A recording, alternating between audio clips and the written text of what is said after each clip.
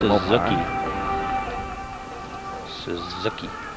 Hey, Hey, what? Hayes for horses. Hayes for horses. I was just reminded of something. Now, was that a good catch by yours truly on the...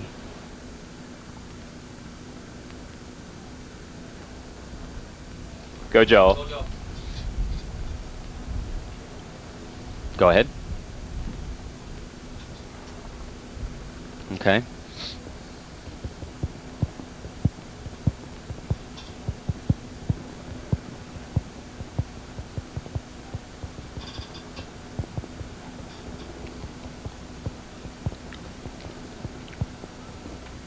Okay. Mm-hmm.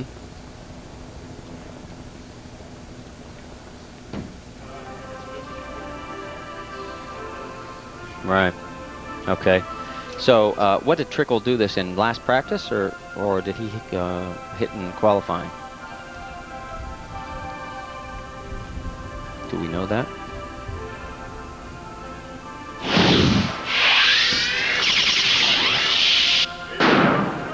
I would guess it was happy hour because he only got 7 laps. Thank you.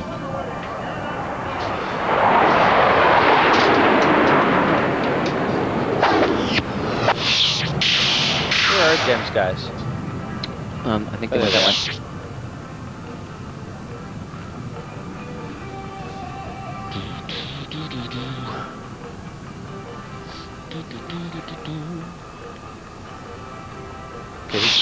You're only bouncing here on the main floor, right? You got it, baby.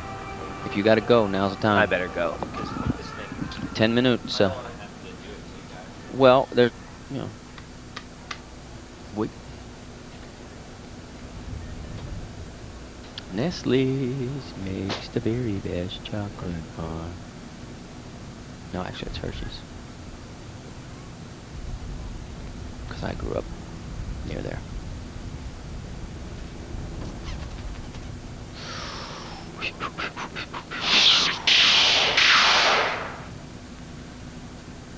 Elton Sawyer, the only Ford in the top 50. Shoot, there's only like 3 of them.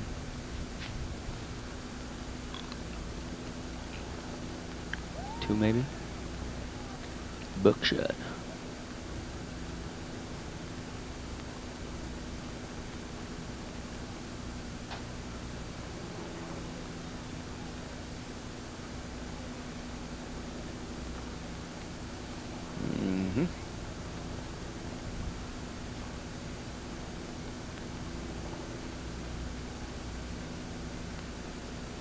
Okay, so I can go right from... I figured once he got on the back chute, the back straightaway there, that you could see a car. Wait till I see the grid. Yeah, okay. That's all right. I already changed it. No problem. Whose radio was that? That was quite loud.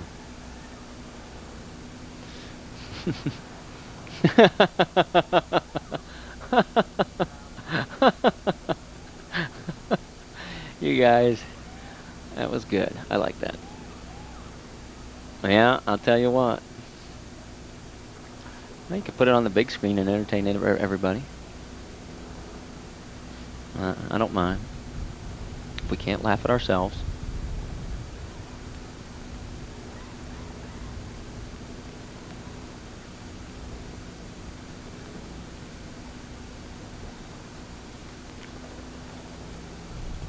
Can't help it, Joe. When you get good music on those teases, I get jamming. Gets me up. Up for the game.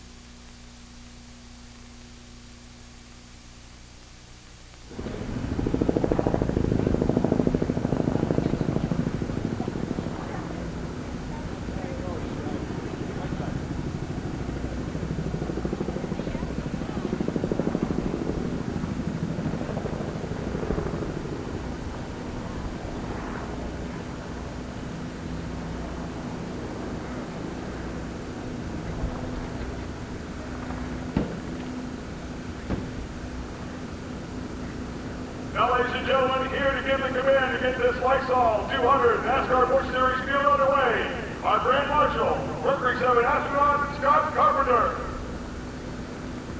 Gentlemen, start your engines.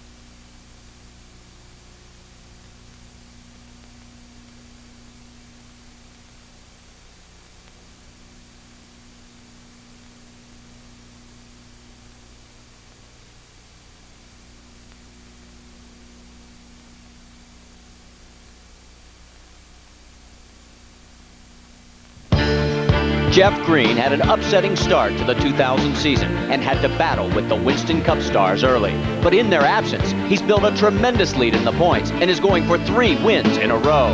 This week, he'll have to contend with talented road racer Ron Fellows here at the Glen. Dale Jr. overtook Fellows last year to score the victory en route to the series title. Will Jeff Green be able to survive this road to the championship?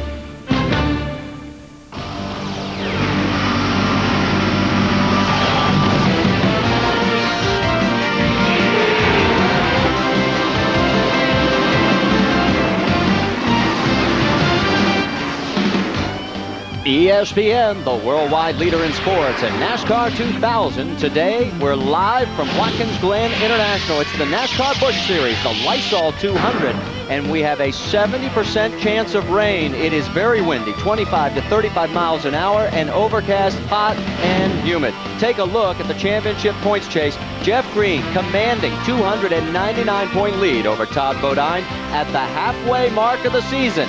But today, he's got to duke it out with Ron Fellows and the other 42 contenders that will take the green flag. Cars are on the racetrack right now, making the pace laps. Our Suzuki starting grid, the top 13 all beat last year's record qualifying mark. Ron Fellows at 1 minute, 13.8 seconds. Timmy Fedewa got the wall in qualifying, but they were able to fix the car. He will stay on that number 2 starting spot. And a couple other very good road racers in that top 15. P.J. Jones will start 4th. Butch Leitzinger will start 7th. You can see Kevin Harvick with a good performance. Rookie contender starts 9th. He is the points leader in the Rookie of the Year championship chase. Curtis Markham in the number 4 for Jeff Purvis. Then on down you see Ron Hornaday, who's 2nd in that rookie chase. He'll start 24th. And starting 25th, you see Ashton Lewis, another good road racer there. And also, Mike Wallace starts 27th, coming off a good 4th place yesterday in the NASCAR Craftsman Truck Series race. And as we move to the last page of our starting grid, Jason Leffler tagged the wall on the 2nd qualifying lap. He had to go to a backup car. He'll start at the rear of the field. Randy LaJoie had a horrible qualifying session. He's 35th. Dick Trickle also tagged the wall in happy hour. He's in Dale Quarterly's car. They will stop and change drivers. Quarterly will get in at the first available yellow. So there is the 44 starting cars that made the field. Lights out on the pace car. Our race analysis, 2.45 miles on this road course. 82 laps, just over 200 miles. The pit window up to 40 laps for fuel. And 84 and some change is the race record set by Terry Labonte back in 96. 11 turns. The banking ranges from 6 to 10 degrees and just under $675,000 for the purse. And boy, do we have a bunch of onboards today, 8 in all. Randy LaJoie will start 35th in the Bob Evans Chevrolet. And starting 26, Mike Dillon in the number 21 Rockwell Automation Chevrolet. Starting 24th, Ron Hornaday in the number 3 Napa Auto Parts Chevrolet. Starting 21st will be Jay Sauter in the number 43 Quality Farm and Country Chevrolet. There you can see the wiper there. Curtis Markham starts 16th in the number 4 Porter Cable Power Tools Pontiac. And starting 5th, number 48, Mike McLaughlin in the Gould Pumps Chevrolet. And starting 4th, P.J. Jones in the yellow Chevrolet. And on the pole, number 87, Ron Fellows in the Bully Hill Vineyards Chevrolet. And Fellows yesterday in a backup truck leased from John Conley managed to come back from dead last in the field to finish 3rd. Let's get an update on what's happening down in pit lane. Dave Burns. Marty, considering what that crew went through, the truck was pretty good for Fellows, but it wasn't a road race truck, and it really wallowed. It didn't have a lot of the stiffening braces that you would normally put in a road course type truck in that case. Today, he's a lot more comfortable in the 87 car. That thing has been solid ever since they went out and actually decided not to go to the first practice because they were so confident. The car is very, very good, and with a new body on it after last year's 2nd place finish, Ron is confident he can take it and keep it at the front of the field again today. Fellows behind the pace car. They're on the outer loop there as they make their way around this racetrack.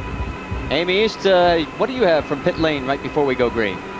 Well, our current point leader, Jeff Green, is starting from the 10th position. And when asked, can you win 3 in a row and capture this victory? Well, the answer is not quite as clear. Sure, he would like to win, but he knows he's not a road racer. He knows that he needs to just stay smooth. Smooth is the key to Watkins Glen.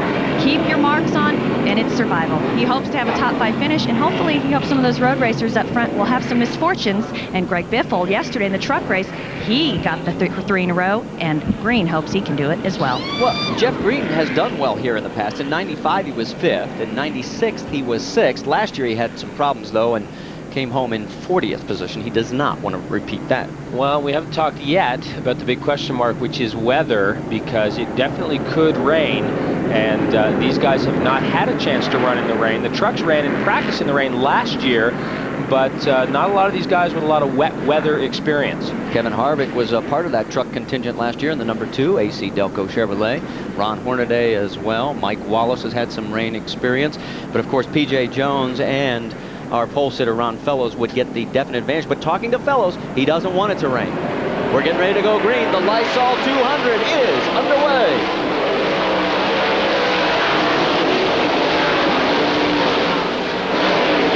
4 wide. Hold on.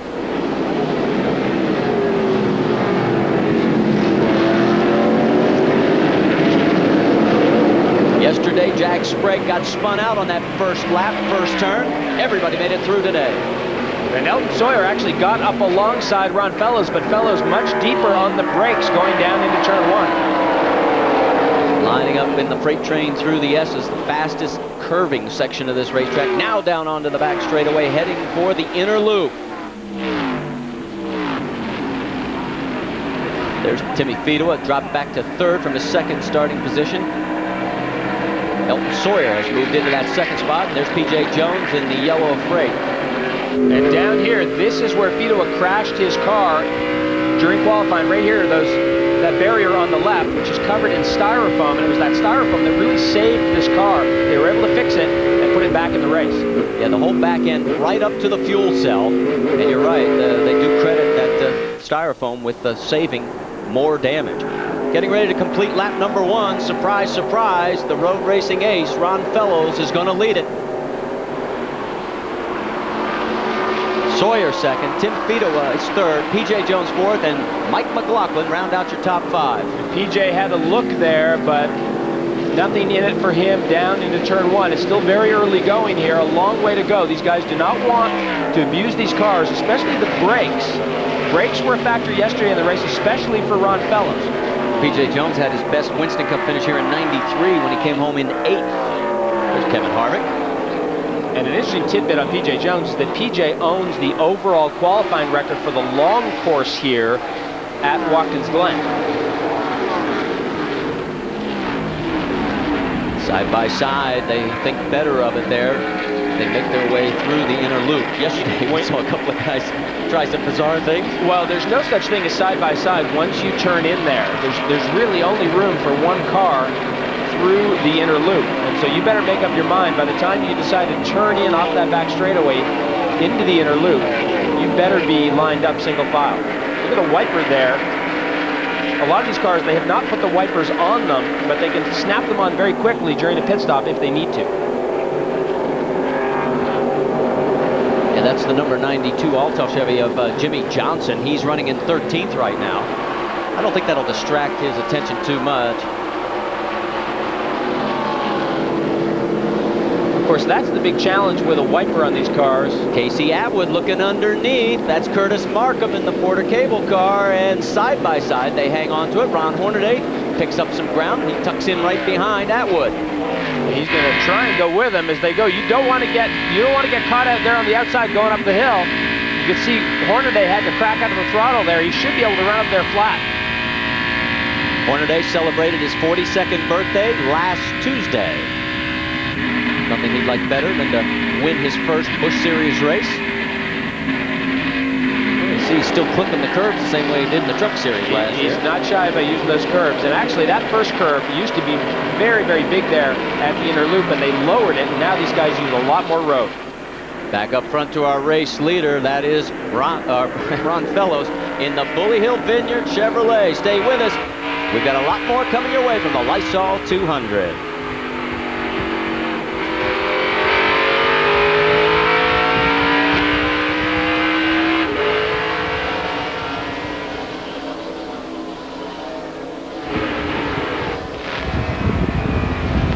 Got a tap pass for position. Lead 8. PJ just took 3rd.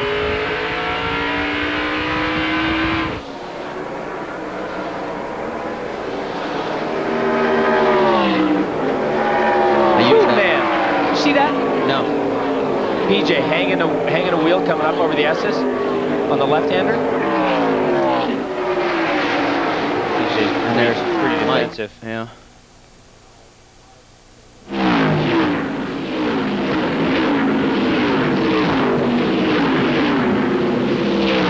Okay, billboard. Believe so. Let's see. Have it. Yeah, Jill, watch PJ going up through the S's next time by. Pretty cool. Whoa, hey. If he makes it that far.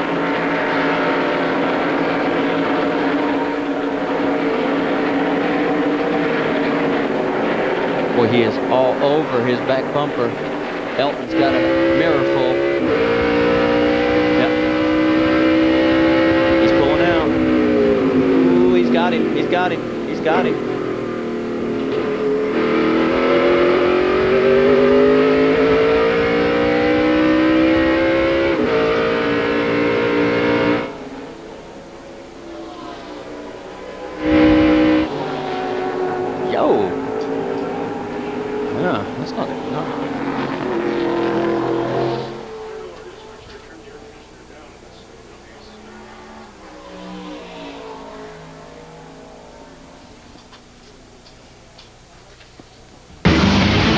Today's Busch Series race, the Lysol 200, is being brought to you by Pet Boys, cars like us, people love us. By Suzuki, maker of innovative motorcycles and ATVs. And by Roundup. Roundup kills weeds down to the root. Roundup, no root, no weed, no problem. We've had a few interesting moments while we were in commercial break. Take a look at second place. PJ Jones has gotten up 2 positions. Got around Elton Sawyer just the last lap, and the lap before that, Tim Fedowa. So now 2 road racing veterans at the front of this pack. Then also, Mike Olson in the Little Trees car came into the pits on fire. It looked like they had a crack in maybe the fuel line in there or under there, but the fire is out. Finished 18th here last year after starting 43rd. And this is what it looked like when they got in there and they realized that it was getting a little hot. Well, it was actually, yeah, the fire was under the back when he, there it is. And it was burning under the back when he rolled it down pit lane. And it may have gone out temporarily, but it was in there. Take a look. Yeah, see, there was a leak in there somewhere because you can see it. That's just a couple of laps before he caught on fire. So obviously it hit maybe the hot pipes underneath there and then ignited. Whoop! Off-course excursion for Justin Labonte as he pulls it back out, gets underway. That's the exit of turn 1 area. Justin 40th. Also involved in the incident was the number 11 of Jason Jarrett in the Rayovac Pontiac. And he was 39th, so that makes sense. So action even in the back of the field. Take a look as we go back and show you what happened.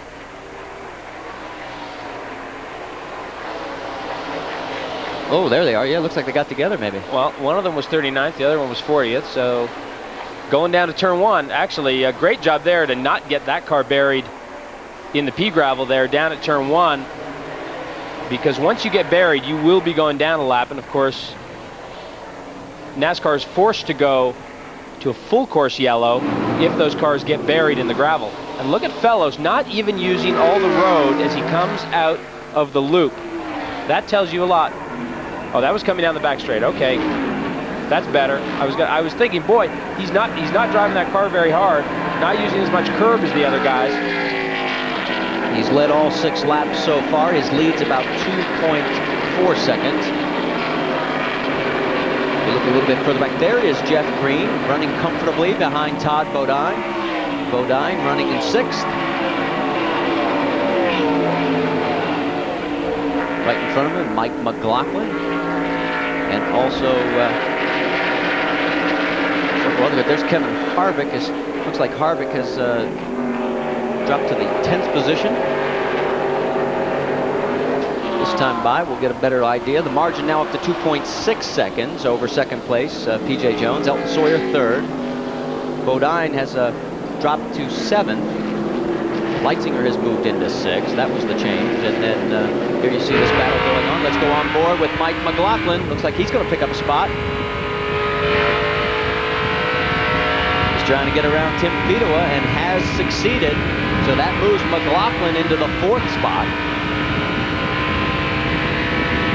And Fedor looks like he may have dropped 2 positions because that is not the familiar Stanley colors. In fact, there you see him is a little bit further back. So yes, in fact, he's dropped more than that. He's behind Bodine as well, into the clutches of Jeff Green. Well, that's peculiar because Fedor looked like he had a nice run off turn 11 down the front straightaway, and all of a sudden 2 cars go by him. Probably one of those situations where he got forced out down at turn 1, and as they were going up the S's, they were side by side. He may have got forced out going up through the S's, and that kills your speed down the back straightaway. So there's McLaughlin going through, and there is Fedor. You can hardly tell from until you get up close to the car. The crew did a magnificent job of getting the back end rearranged. Dave Burns, you got more on Tim Fedor? Well, Marty, I spoke to him just before he got in the car today, and he said that when he drove the car back to the garage, he really didn't know what he had, but the crew found that it really wasn't bent, that it was pretty much cosmetic. When they put it back together, though, of course, he didn't know when he started out. I just talked with Billy Nakowitz, the crew chief, and he said that he hasn't said anything. Tim has not said anything on the radio, so he's still just feeling the car out. And Tim admitted to me he is being a bit more careful today after going off course during his qualifying run, pushing it just a bit too hard. He's also had 5 DNFs this year in 15 races, and Kevin Harvick is in the pits. This is an unscheduled stop here early, and now they had to back him up. Now the Jack's going under it a second time. This is turning into a long, lengthy stop. Well, Marty, this is not such a bad deal because remember last year, now granted it was under yellow, but we had a yellow at about this point in the race last year. Ron Fellows, Dale Earnhardt Jr. both pitted, and that was what guaranteed them that they would just do one more stop. So as long as Harvick doesn't go down a lot, he'll be okay. Well, we're going to take a commercial break. We'll check and see if that was unscheduled or if it perchance was a bit of strategy here at the Lysol 200.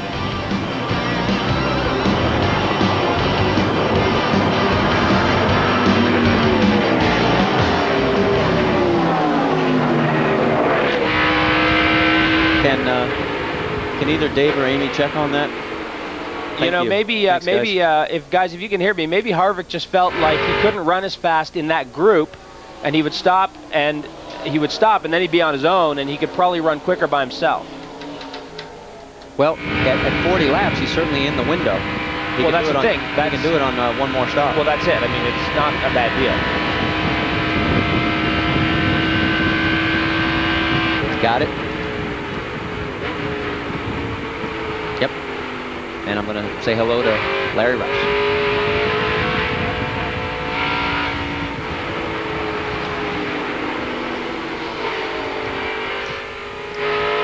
PJ took 4/10 off Fellows. It'd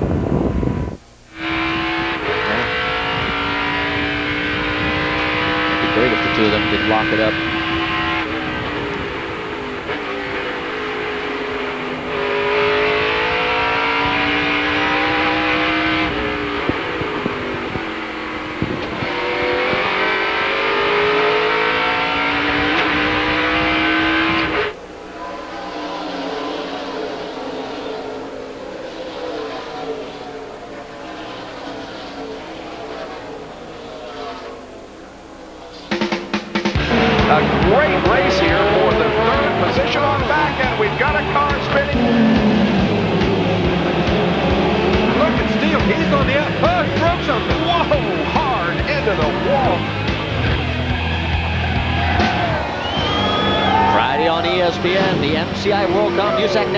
Car Series takes to the tricky high bank quarter mile at Anderson Speedway in Indiana. 20-year-old rookie phenom and points leader Casey Kane will try to slow down the red-hot Jay Drake.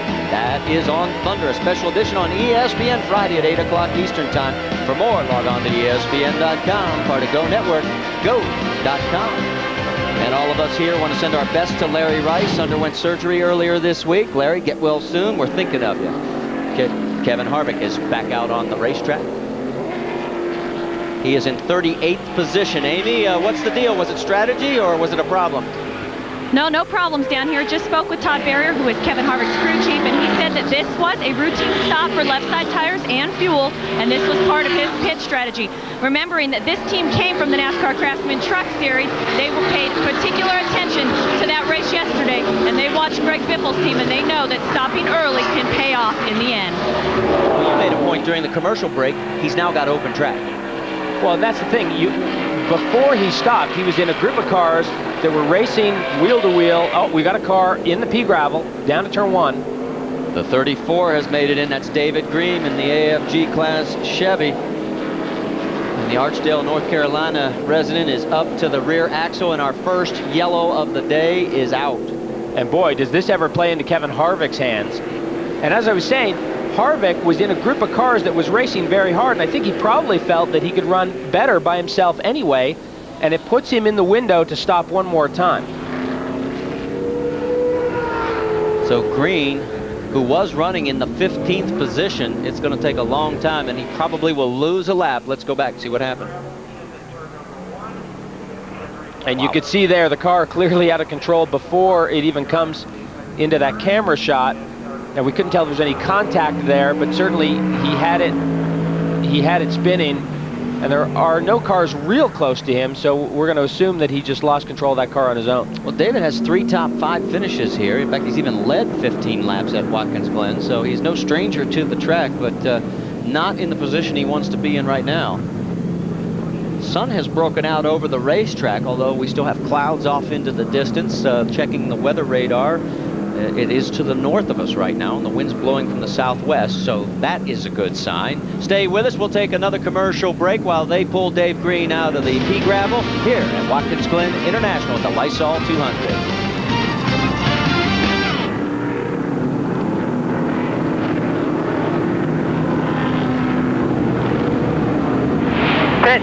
Pit road's open. We're going to pit gas only. We'll come down. We'll be 2000 first gear all the way down pit road. Who's radio? Stop. We'll get gas and go straight out. Copy? 87. 87. Gas only. Gas only. Good call. He's not abusing the tires. DJ was behind you. He was running hard to try to catch you, and you were just, I don't know, on a Sunday stroll, and you just run the same speed. That's what we noticed too, Brian. Yeah, we're in pretty good shape here. I think we're building a little bit too much pressure in a long run. 4, I'll make that, you let them cool down, they'll come back down under these caution laps and stuff like that. We'll be good. Man, you could just hear the tone of Ron's voice there. He's very confident. Sure, when you get here, that you just be easy, stop on the mark, let's get gas, and let's go straight out. If we lose one spot, it's no big deal, but I don't think we are. Copy.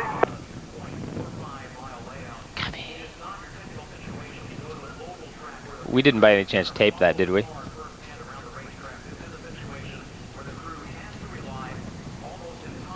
Okay. Gas only. As if we didn't know.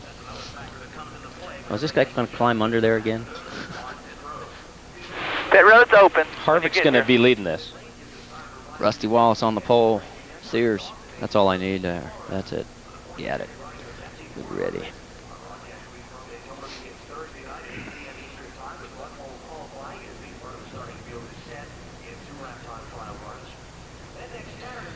Ben, you going to be able to just write down who comes in here? Yeah. Okay. Me too. Milwaukee Mile at 2:15 Eastern Time next Saturday afternoon. And Saturday night is the Pepsi 400 from Daytona, Dale J. Back at Watkins Glen, NASCAR 2000 is going to continue later today on ESPN. Rusty Wallace has the pole for the Save Mark Cragen 350 from Sears Point Raceway. 4 o'clock Eastern Time, 1 o'clock Pacific. Today, NASCAR Winston Cup Series action on ESPN. For more, log on to ESPN.com, part of Go Network, go.com.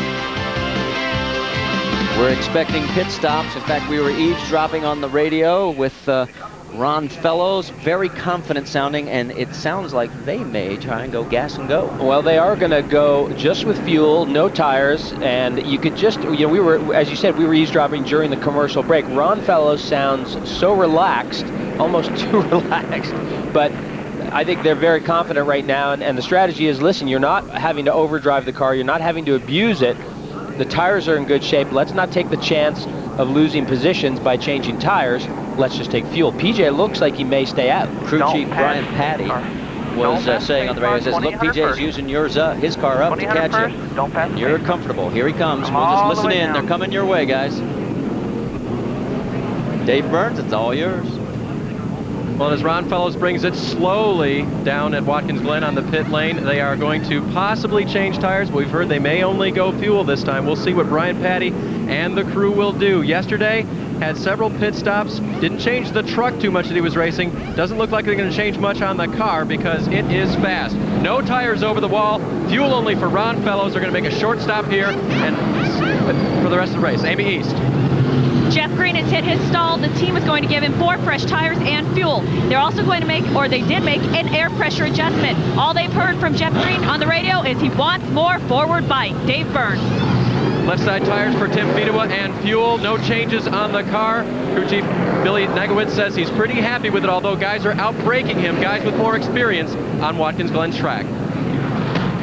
So with Ron Fellows pitting and P.J. Jones staying out, P.J. is going to inherit the race lead, and that's some interesting strategy here. Well, there are a lot of cars that stayed out. I saw that Hornaday stayed out, and so once the cars come around and trip the line, we'll be able to see exactly who's doing what. But the guys that stayed out, it would indicate that they're trying to do it on one stop. We're going to take another commercial break. They continue to clean up the debris of Dave Green's excursion. Stay with us.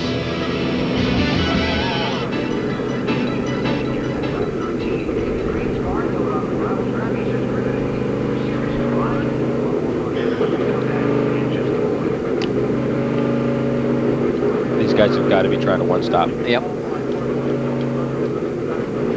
Well, it depends on how many laps of caution we get. If he can make it to 40 to go, he's got 29 more laps to go. If he can make it, he's home. One stop. What do you got there, Ben? Tire violation pit box. Pit box 21. Sorry, Mike. Where was he? 21st, so he's going to go all the way back. Lights out. So, lights are out. Yes, sir.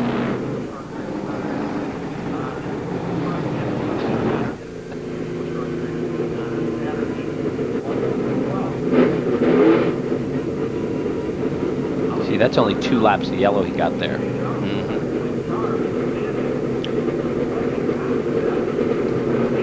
That's the same as 4 race laps. So he's picked up 2 race laps right now. So if he was at 40, he's now at 42. Yeah, no, it's good. It's possible. This is possible. Well, no, it doesn't quite work that way. 1 more yellow and he's there. 2 more for sure. He might get lucky.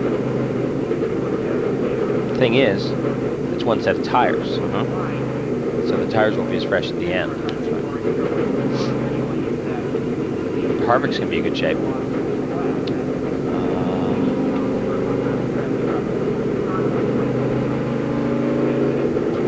Harvick's back at 28th. We'll wait for this to cycle. Yeah, that's right.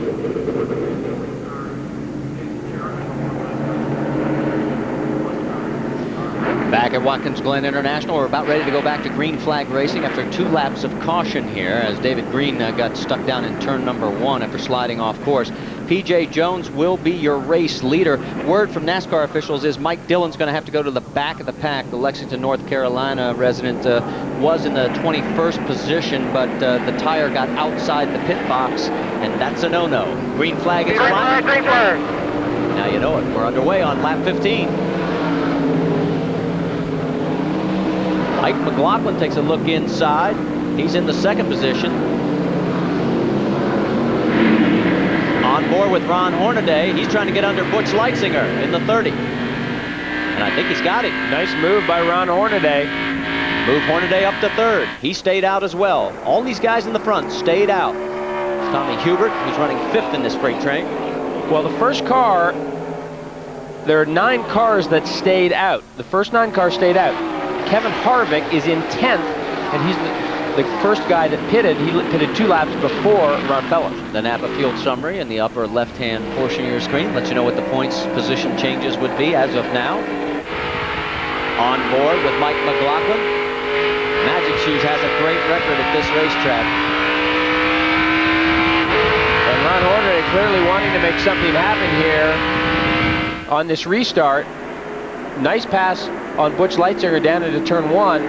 And keep in mind, it takes a lap and a half for these tires to fully come back up to temperature. And look out, he's trying underneath. Where Mike McLaughlin has run a very familiar chassis here the last few years. This year, he's got a brand new race car. The 11-year-old chassis that he did so well with belongs to another team. This year, Innovative Motorsports had to put together a brand new car for him to come to this racetrack, and they did it in about 3 days. They've been repairing so many cars that they haven't had time to do it, according to John Monson, the crew chief. But this one works pretty well, too, and we know that Magic Shoes is magic at Watkins Glen. Tommy Hubert got around the 30 of Busch Leitzinger to take over the 4th position. With a really aggressive move down into turn 1. Very late, very hard on the brakes. Hubert in his 4th career Busch Series start, and he has done well on the road courses before. We've seen him in the Truck Series perform very well, especially at places like Shears Point. There is Mike McLaughlin. Boy, he really needs to have a great run here, and the road performance here, this is the spot where he could do it. He has 1 win back in '97, but notice this, the 5 top 5s, they've been in consecutive years as he has just been dominant here on this racetrack. His average finish 8.4. That includes the 1st in '97, a 2nd in '98, and a 3rd in '96 and '99, and then a 4th back in '95. So Magic Shoes, as Dave Byrne said, has been very magical on Watkins Glen.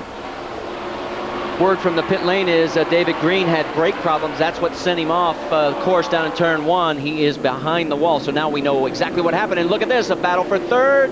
Hubert trying to go over, and he forces the Napa Chevrolet of Fellows, or of Hornaday off course, and he loses 2 spots. So Ron Hornaday drops back to 5th. And Ron Hornaday didn't want to give that spot up and was playing some hardball there and got forced off the racetrack and ends up losing 2 spots. On board with Hornaday and the Napa Chevrolet.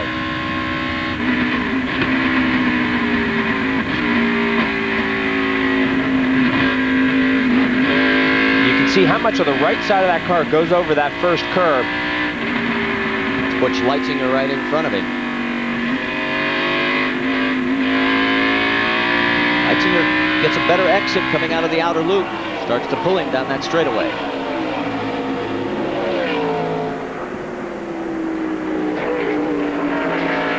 Let's go on board, show you what happened to Ron Hornaday. Now they're already deep into the braking zone here. Hubert comes up the inside here, and there's nowhere for Hornaday to go. And what he needed to do there was just give up that position, but he didn't want to. And there was just nowhere for him to go. He gets forced off the racetrack, keeps it out of the gravel, but loses 2 positions. 1 to Hubert and 1 to Busch Leitzinger. And Hubert now up to 2nd. Yes, Hubert has gotten around, taking the 2nd position from Mike McLaughlin. And while all this is going on, there's a guy by the name of Ron Fellows that's got the bit between his teeth. Take a look there. You got the 25 and the 33 going together, but a little bit further back, Ron Fellows has moved into the 9th position. Can you believe that? Well, he was 11th coming off that restart. Harvick, there he is with Harvick, and Harvick is actually the guy that is in great shape right now. That move that Kevin's Harvick team made was a great move, because really these guys are within 2 laps of each other on a fuel strategy. So Kevin Harvick in great shape right now. And they're sort of freight training their way through this field. The margin from that position, the 8th spot where Harvick is located, is 7 seconds behind the race leader. It's turn 10. They'll make their way through the final right-hander, turn 11, and onto the front straightaway. P.J. Jones, his lead right now, 0.6 of a second over Tommy Hubert. So we got an interesting little race shaping up here at the Lysol 200. Don't go anywhere. We're coming back to Watkins Glen right after this.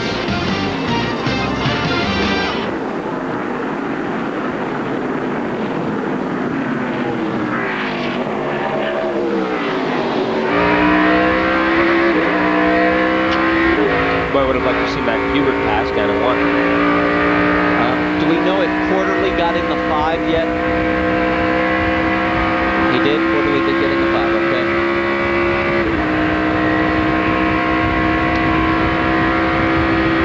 What is that?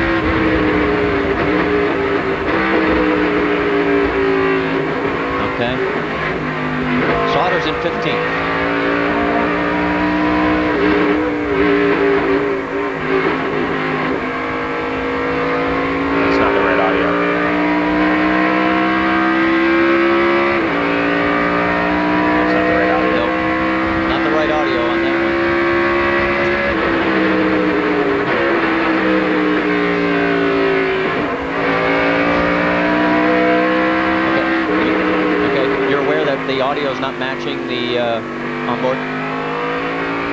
Okay.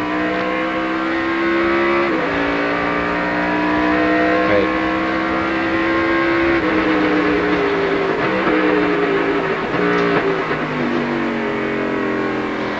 Okay.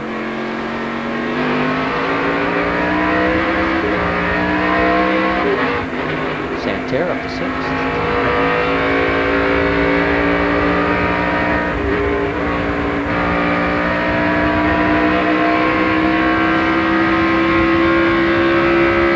Accelerating flat out. Yeah.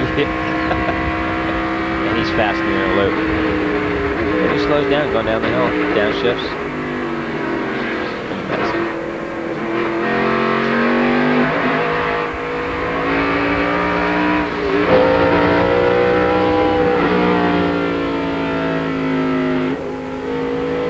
Coming up tonight on RPM tonight, it's Busch highlights right here from Watkins Glen, Winston Cup highlights from Sears Point, and kart highlights from Portland, all on ESPN2 at 9:30 Eastern with Reese Davis. That's tonight. For more, log on to ESPN.com, part of Go Network, go.com. Got a pass for the lead. Can you believe this? Tommy Hubert and P.J. Jones all over and trying to get it back. Well, Hubert has been on a tear since we came off that yellow. We saw him go by Hornaday, and now he's gone up into the race lead, and he's made all 3 of those passes down in turn 1, and we're going to have a look at the pass. And he gets a good shot off turn 11. You can see the nose dive down there when he goes to the brakes. He's very aggressive on that brake pedal, and a real textbook pass there by Tommy Hubert. P.J. Jones driving off the racetrack just for the fun of it there. These two still locked in the battle. They're coming out of the outer loop, heading for turn 10. The margin back to third is about 3 seconds. Amy, you've got more on Tom Hubert? Yeah, Marty, some of the pit strategies that are playing out down here, remembering that Tom Hubert did not stop. This was part of their original plan. They feel they're going for the halfway strategy. They plan on trying to make this on 1 stop, knowing that Tom is very comfortable on the road courses. An old road course racer himself. This is his 3rd time in this car, and this will be his final appearance. A new driver will take over at Milwaukee, so they're hoping to get a victory for the AT&T car from Tom Hubert today. Well, to make halfway, he's got 20 more laps to go. Now the battle for third is heating up. Mike McLaughlin's under attack from Butch Leitzinger. We're on board with McLaughlin. And you can see Leitzinger lifting that wheel a little bit. These cars pretty soft on the springing, and they will tend to lift that inside front wheel. Napa field summary, the manufacturer's points battle right now. See where the top Fords are. Well, you can see the 30 is carrying that left front on those left-hand corners. Now, as these teammates duke it out, Butch Leitzinger told me just before we got going today that he was comfortable in the car. This is not the first stock car he's run on a road course, but it has been a little while, and Butch is comfortable in this car after they've tweaked it little by little each session. He said when he first stepped into it, it wasn't all that good, but each time he got a little more comfortable. They threw some more at it just before, after happy hour, during happy hour last night to get it ready for today's race, and one final change Butch felt it would be good, and it looks like it is. Well, of course, Butch, one of the guys that was racing at the 24 Hours of Le Mans last weekend in a very, very different type of car, a Cadillac LMP car, which would be a mid-engine car, open cockpit, very, very different from a Busch car. Of course, Ron Fellows was there as well in a Corvette, a front-engine car, and those guys both had reasonably successful runs at the 24 Hours of Le Mans. Looking at Ron Hornaday right now, currently running in the 5th position. Has lost contact with Leitzinger and McLaughlin. He's about 2 seconds there.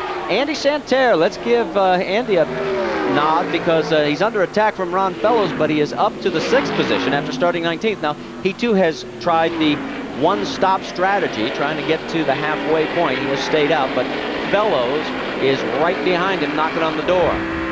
And we're on board with Ron, currently running in the 7th position.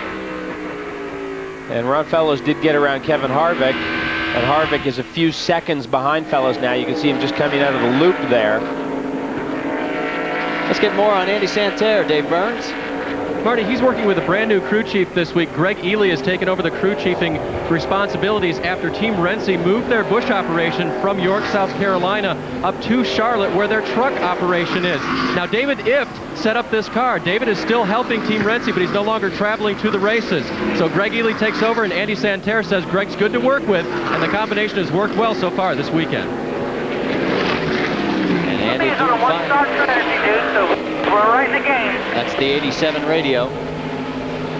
Brian Patty letting him know that Andy's on one-stop strategy. Remember, Fellows did not change tires, so these guys are at the same point in terms of tire wear. Fellows carrying a little bit more fuel. Here we go. He's looking down on the inside, and he takes the position on the inner loop. So move Ron Fellows up to the 6th spot, Andy back to the 7th. We're back with more of the Lysol 200 right after this.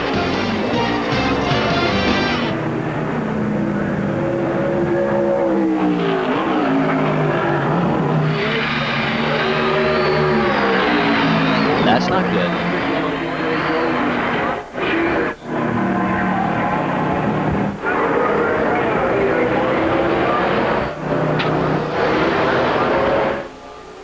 Yeah. Yeah, I gotta hear it.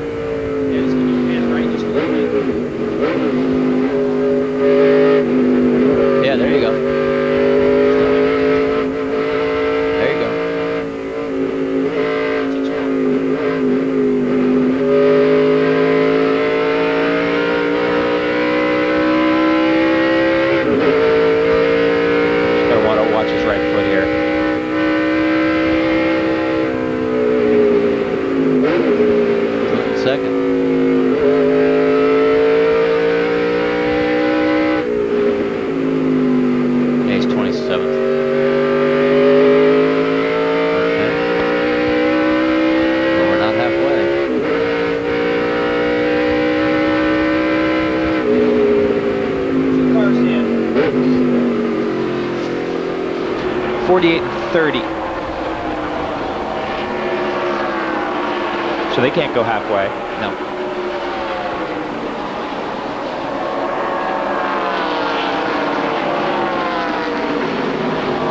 Mike McLaughlin and Butch Leitzinger in for pit stops. Dave? McLaughlin's team goes to the left side immediately. They're going to fuel the car. No changes right now for McLaughlin. Also, Butch Leitzinger in. They are teammates, remember. A little trouble getting the left side up. Now they're going to put on the left side tires. Looks like no adjustments for Leitzinger as well. 4 tire change now for Mike McLaughlin, and it's going to be 4 as well for Leitzinger. Under green flag, it's a great move. 20.6 for McLaughlin. And Leitzinger still in here now. Right side's going on. And Butch Leitzinger lights up the tires and leaves. Well, we have 57 laps to go, so there's no way they can make it on one stop, but maybe they felt they were giving up too much track position with the tires that they had. Well, it's quite possible. It's a bit of a peculiar strategy because they had run 25 laps. They should have had at least another 10 laps in that tank. Randy LaJoie, we're on board with him right now, the Bob Evans Chevrolet, 27th position, and a report that he may be having some smoke coming out of the number 1 car, although we can't see it just yet. And the other report we had heard that was P.J. Jones might have a problem with a sticking throttle. So that's the last thing you want to have in one of these race cars is a sticking throttle. That's Mike Wallace in the Lear UAW Ford right in front of him. Wallace finished 4th yesterday in the truck race. And he is around him, so move Randy LaJoie up a spot, give him the 24th position. LaJoie started on a provisional back in 35th, so he's improving, but he's still got a long way to go.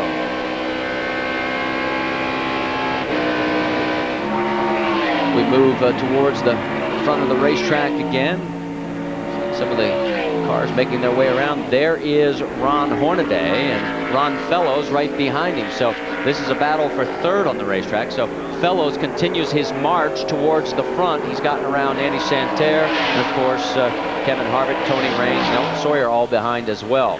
And right now, these two, of course, not too far behind P.J. Jones, just 2 seconds off P.J. Jones, who, as I said before, we had heard may have a problem with the sticking throttle. So look at Hornaday, hangs the wheel off at the apex there down at turn 1. Hornaday's no stranger to duking it out with Ron Fellows. They've done it a couple of times in the Truck Series, not only here at Watkins Glen, but out at Portland as well, Sears Point a few years ago. Well, I tell you what, how would you like to be P.J. Jones when Fellows finally gets around Hornaday here, and it's just a matter of time? You look up in your mirror and you say, holy smokes, he's right back there behind me. Hornaday doing a good job, though, here through the inner and outer loop, maintaining station. Another Napa Field summary.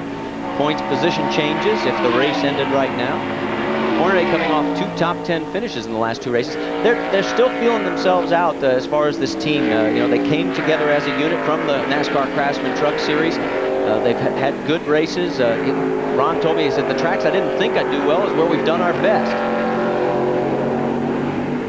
And it's funny, you know, because a guy like Hornaday, who's not done a lot of road racing, and a lot of these other guys will say, well, I'm not a road racer. But the bottom line is these guys are racers. Fellows looked like he was making the move there, and he did make the move. A lot of these guys say, I'm not a road racer, but the bottom line is a guy like Ron Hornaday is just a good race car driver, and he figures it out, and he gets the job done, and that's why he's up here running right now in 4th place. Even though a guy like Fellows can get around him, Ron Hornaday is just a good race car driver, and he'll figure it out.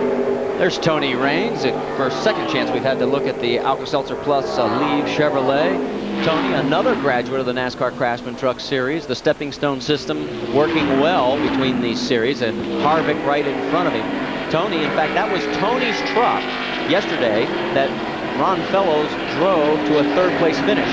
Tony won 3 times in that truck, and it was a short track truck. Yeah, that was a truck owned by Kurt Rohrig, and it actually had a shot at winning that race yesterday. They had some radio problems, and they had a bit of a pit strategy problem, but that truck could have won that race yesterday. Tony Raines started 23rd, currently up to the 6th spot and doing very well. Let's move a little bit further back to the 7th position, and that's Elton Sawyer, the Lysol CBS Ford, and one of the few Fords in the show. And Elton, of course, with this being the title event, had a lot of activities going on, and he's one of the many who is saying, please don't rain. His wife, Patty Moise, has driven the rain quite a bit. If I was kidding him, I said, if it does rain, you think you can throw Patty in the car? He says, I'd like to do that. Dave, you got more? Well, Marty's Patty's down here, but I didn't see her helmet in her hand. So Elton's very happy with their road race program now. He knows that for 2 reasons he's a whole lot better. They came up here and tested last year and this year, which makes him that much better. But also his crew has done a lot of work to better their braking program and also the weight distribution on the car. And Elton knows it's a lot more balanced Ford Taurus that he runs this year.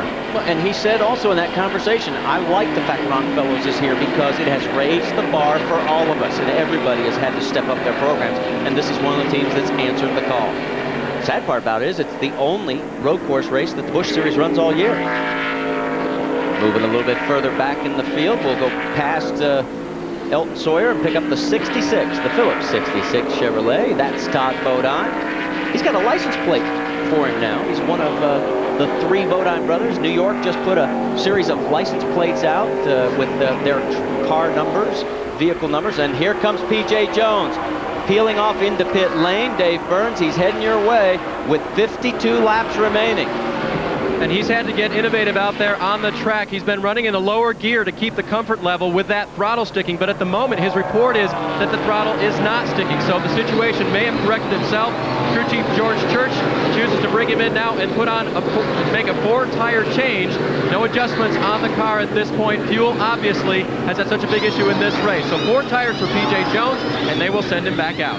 Yeah, P.J. said earlier this weekend that George Church has made a huge difference in their program, as he has really taken control of this team. And they're coming off a tough race at Myrtle Beach, but his best on the short oval, 17th. But this is his one day to shine. He is a road course ace. The Let's move back up front. There is your race leader, Tommy Hubert, using all of the racetrack. And he makes his way through the outer loop. There's your leaderboard here at the Lysol 200.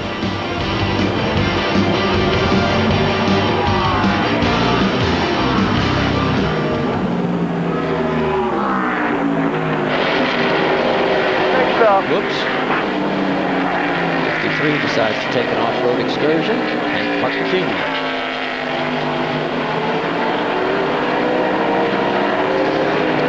Okay. More interesting strategy.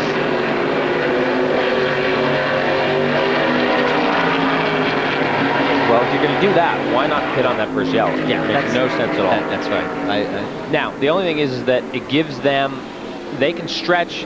One thing it does do is it gives them an opportunity to stretch their last stop to have fresher tires at the end. Yes, that's the big bonus for them. And they get all this position back if they get a yellow, but if we stay green, they're in trouble. What's our helicopter pilot saying? It's getting awful gloomy.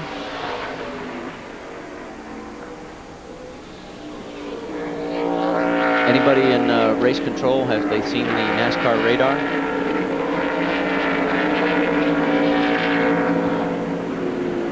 Let's see, who's on the move? What's going? Well, Fellows is on the move. What's going on? Yeah. Can we throw out Fellows on board? That's okay.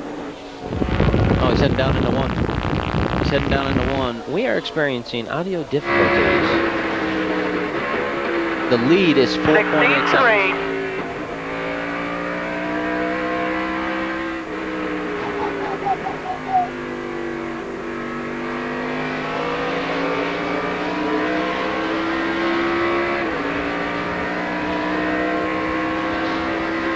Okay. All right.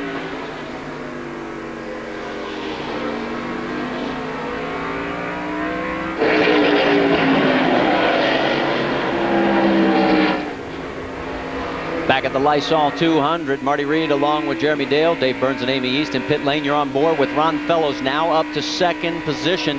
That's lap traffic. Justin Labonte in the Slim Jim car that he's going by. And he's about 4 seconds behind Tom Hubert.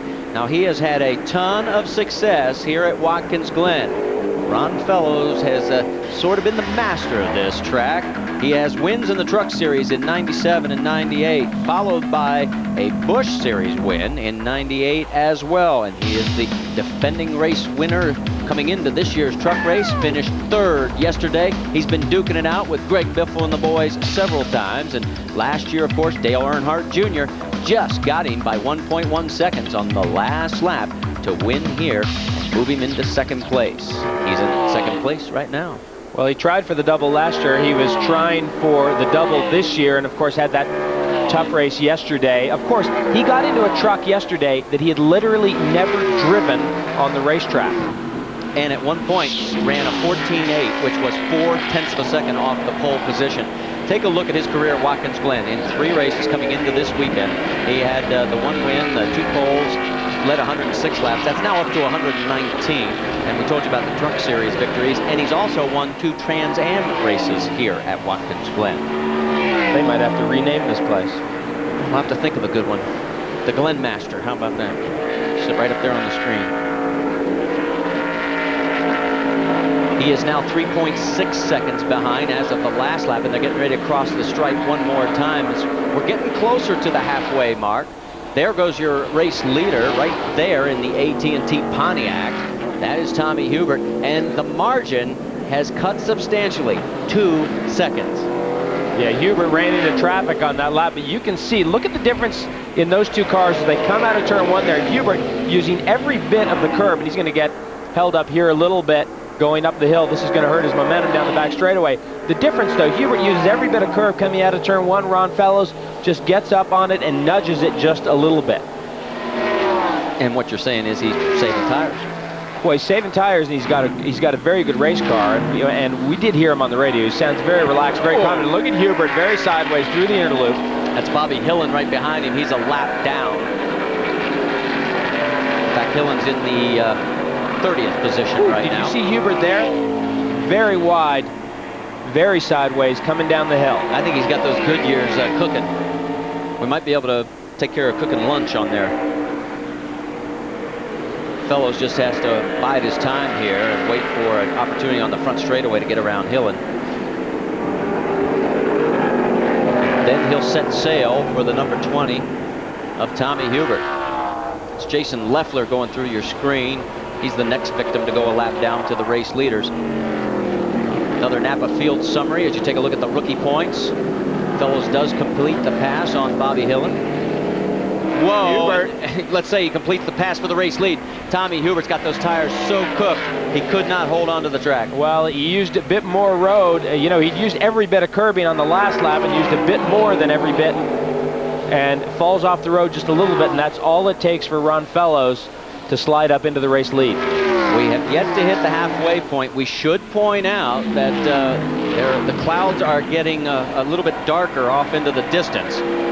Let's go back and take another look. Jeremy? Well, we saw the lap before. You can see Hubert there, very wide of the racing line already, and does a good job, really, not to spin that car and to keep it pointed in the right direction, but loses the race lead, and certainly feeling a little bit of pressure from Ron Fellows. So Ron Fellows back in a very familiar position here at the Watkins Glen International, back in the race lead, and he makes his way towards turn 11 to complete another lap. We're going to take a commercial break as Ron Hill and the Bully Hill Vineyards team in control. Stay with us.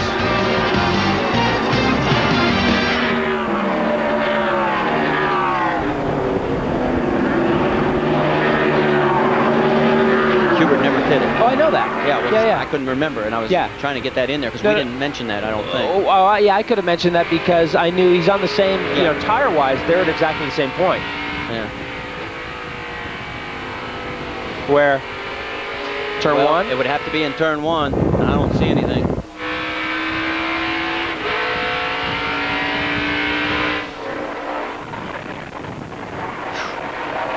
Well, his tires are gone. His tires are gone, yeah. But the point is that he and Ron Fellows have the same tire wear. Well, but he's abused his. I know, but what I'm saying is... Well, Fellows didn't take tires. That's right. Yeah. No, I absolutely know it. Yeah. And that's management. That's what we got to point out. That's tire management. But I think the great part about that is you could see those 3 laps. You could see leading up to that. Yep. Where's Leffler? 36th. Now there are 35 cars on the lead lap. So look at PJ back here. Yeah. And where's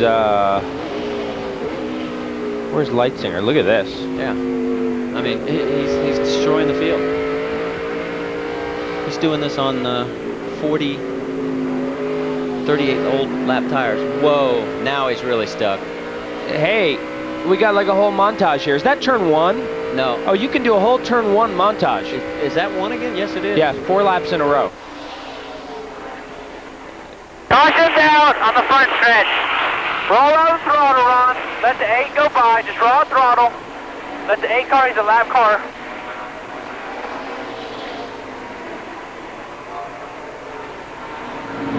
We're under our second caution, and the team for the AT&T Pontiac and Tom Hubert are not very happy right now because it's their driver that brought it out.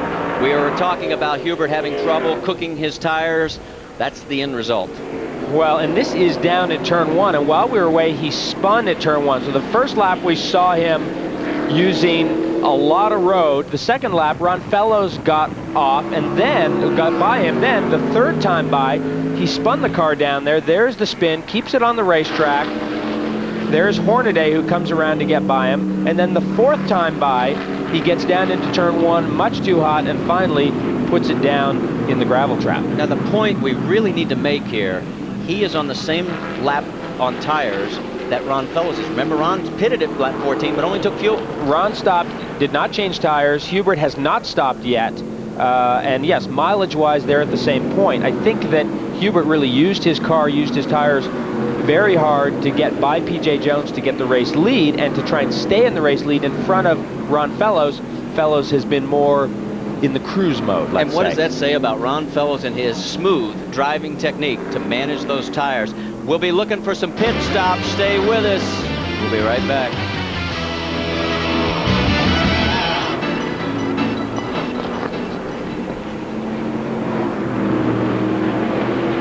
Too much of a nod. Copy.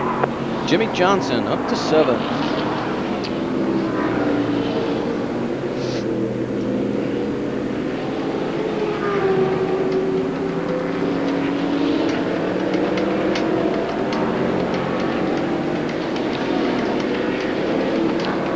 Well, he got his time on the air.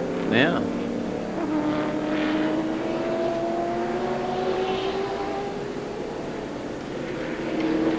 Now, Harvick's not pitted yet.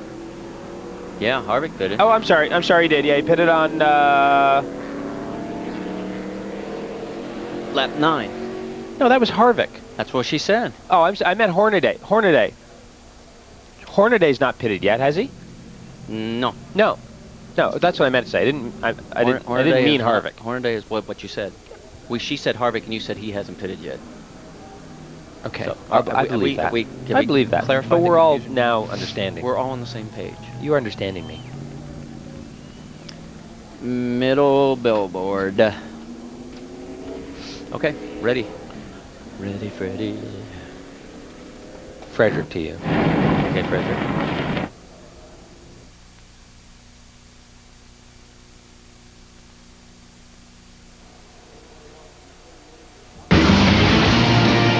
Today's Busch Series race, the Lysol 200, is being brought to you by Lowe's Improvement Warehouse. Lowe's improving home improvement. Dave Burns and Amy East patrolling pit lane. Up here in the booth with me is Jeremy Dale. I'm Marty Reed. Glad to have you with us here at the Lysol 200. We're under our second caution of the day as the number 20 AT&T Pontiac of Tom Hubert got caught down in the pea gravel in turn number 1. He has been pulled out and has refired and is making his way back around. I'm sure he will be coming in to get some fresh skins because he had basically worn them out trying to keep up with Ron Fellows. There is Ron Hornaday. Now, Hornaday in very good shape. He has yet to pit as well, and he's in the second spot. Yeah, Hornaday looks like he's trying to one-stop this. We are just about to complete 39 laps. We're 3 laps from the midway point. And there is Tom Hubert. And yes, he is leaking fuel, that looks like. That's not a good sign. So I'll have to take a look at that when he get him to pit lane. He looks like he's on the backstretch right there, trying to make his way around. He's coming down towards turn 10. So now we're making our way down to pit lane, and Fellows is going to stay out one more time. Hornaday is coming in along with Kevin Harvick. Dave Burns, he's coming your way.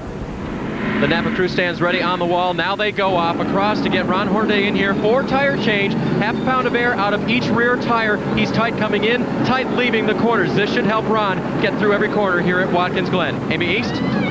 Todd Barrier last brought his driver Kevin Harvick down pit lane on lap number 9. This was part of their strategy from watching the truck race yesterday. Now they've decided to change it a little bit. They're going to give him 4 tires and fuel, do the calculations, and see if they can maybe make it the rest of the way. Dave Burns. Tony Raines is in. He nearly rolls off the jack, but they do get their 4 tire stop completed, and it was a chassis adjustment as well. He was tight everywhere at Watkins Glen. Raines is out. A little bit of trouble on Tim Fito's pit stop. Air hose getting tangled up. And this strategy might work if you get 1 more yellow for 2 laps. That gets you inside your window. Yeah, these guys would need a little bit of yellow, but right now... Oh, here's the 20 car. Let's go to Amy. Well, Tom Hubert, a couple of laps before he started spinning all over the course, he had smelt something burning. We had just assumed that maybe the tires were gone. Turns out now they lost power steering, so he was fighting an ill-handling car. They're now under the hood to see what they can do. As soon as they assess whether or not they can get Tom back out there, they will give him some 4 fresh tires and fuel. And it looks as though that's going to be the call right now, as the crew, not moving very fast, knows that they have just now ended Tom Hubert's chances of finishing well today. Yeah, and I'm wondering, are they aware of the fluid that was leaking out of the back? I don't know if they were watching the monitors down in the pits, but I'm sure maybe now that they're changing tires, they'll see the fluid there. We'll take a commercial break. We'll get things back to the green flag racing here at the Lysol 200 from Watkins Glen. It's getting awful gloomy out there.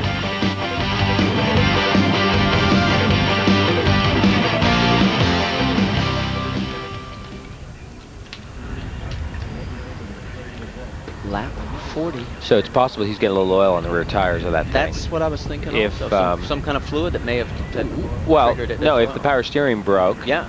Yeah. Yeah, he didn't have time to sneak that in. But I still think he was driving hard. Hornaday's in good shape. What's Leitzinger doing here? That's not Leitzinger. Oh, that's not Leitzinger. That's Olsen. He's waving everybody around.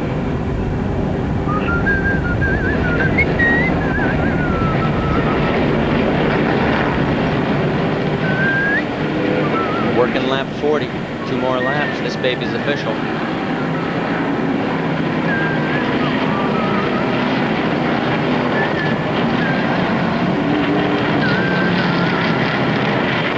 Okay, so Fellows stopped on lap number 13. Leaking water pump. Okay.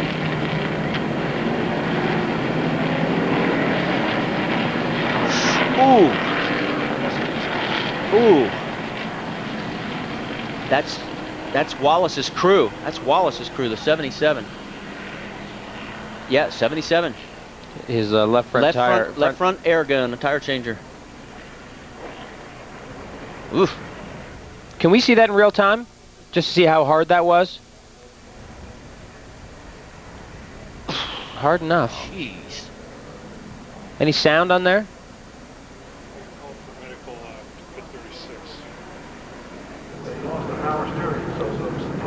Look at the wipers. Back here at Watkins Glen International, just about to complete our second caution period as we're making our way down towards turn 11. Ron Fellows is the race leader. We've had 3 different leaders, 3 lead changes. Tom Hubert, P.J. Jones have also led here at this race, but Fellows has been the guy to beat as he is in control of this race right now. Todd Bodine right behind in second place, and Jimmy Johnson has moved up to third. Those guys have yet to pit. And look at the number 7 making his way around there as well. That's lap traffic. Look out, 2 cars going off. Ted Christopher is the lap traffic in the 7th. And P.J. Jones making some bold moves as well down into turn 1. And a lot of these guys know, even though there's a potential to race on rain tires, if we get to the halfway and this thing gets rained out, if it rains so hard that we can't race, the race is official. So you got to make some moves right now. Look at this 3 wide going down into the inner loop. Hang on. Buckshot Jones in the 00. That's Elton Sawyer on the outside there. He has to clip it. Goes 2 wheels off, but manages to hold on. And now Elton will get past Buckshot. Still going to try 2 wide, coming through that corner. Coming down the loop there, you can run 2 wide, but there's certain areas on this racetrack, especially the inner loop, where you just can't make it through 2 wide and carry any momentum through the corner. Of course, you can go 2 wide. Look at that. Turn 10, very fast corner. Looked like, I thought it was maybe Kevin Grubb that got it off 2 wheels there in the 37 Timberwolf Chevrolet. There is Jeff Green right now. Green running in the 3rd spot. He's gotten around Jimmy Johnson there in the 92 Alltel Chevrolet. Let's get an update on the 92. We're at the halfway point, Amy East. Well, back on lap 12, Jimmy Johnson did come down pit lane. He did, just as Ron Fellows did at that time. He took fuel only, so he's still on the same tires that he started this race with. Now, they are going for halfway, which is where we are at right now. The team is discussing when they will have to stop again. They're calculating fuel mileage, probably not thinking for about another 10 or 15 laps. Well, that's a good catch, Amy. Thanks for updating us. So the 92 at Jimmy Johnson still on some very used tires. There's Kevin Harvick in the AC Delco car trying to make his way around as well. Right now, Harvick in the 8th position. A lot of lap vehicles interspersed because of the single file restarts. It's not like your normal NASCAR race where the lap vehicles move to the inside. Harvick's trying to deal with 2 lap vehicles there, and Harvick peels off with 40 laps to go. And he makes his way down pit lane. It's 35 miles an hour. And now I guess the question is, why wouldn't you have taken that gamble and done it under the yellow? And Amy, maybe you can find out an answer for us, because they're all flying by. Well, remember, Todd Barrier decided to bring Kevin actually down on that yellow. They gave him 4 tires and fuel, but he was not sure about the calculations. This was just a guess for them. So Todd Berrier quickly calculated fuel mileage and knew that they just needed a splash more to go to the end. Okay, all right. So he says, all right, we're going to make sure we got enough fuel. We're not going to chance it. And so he's back out onto the racetrack, gives up a lot of position, but that may pay big dividends a little bit later because one more yellow, and we've only had 2, and last year we had 8, to give you an idea. So the chances of another yellow are good. He'd pick all that position back up. Yeah, I don't think Kevin Harvick, unless it rains and this race gets red flagged and doesn't restart, I don't think Kevin Harvick is in bad shape at all. He did take fresh tires at lap 38. They've got their splash. They're good to go. There's Jeff Green.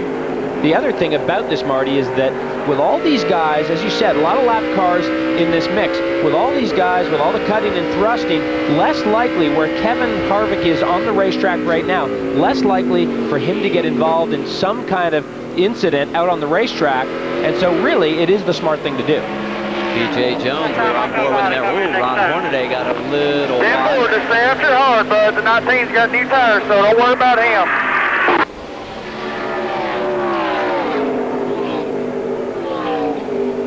Watching PJ, we go on board. This is Curtis Markham. He's running in the 15th position right now. In fact, he's just moved up a spot. Right behind him is Mike Dillon.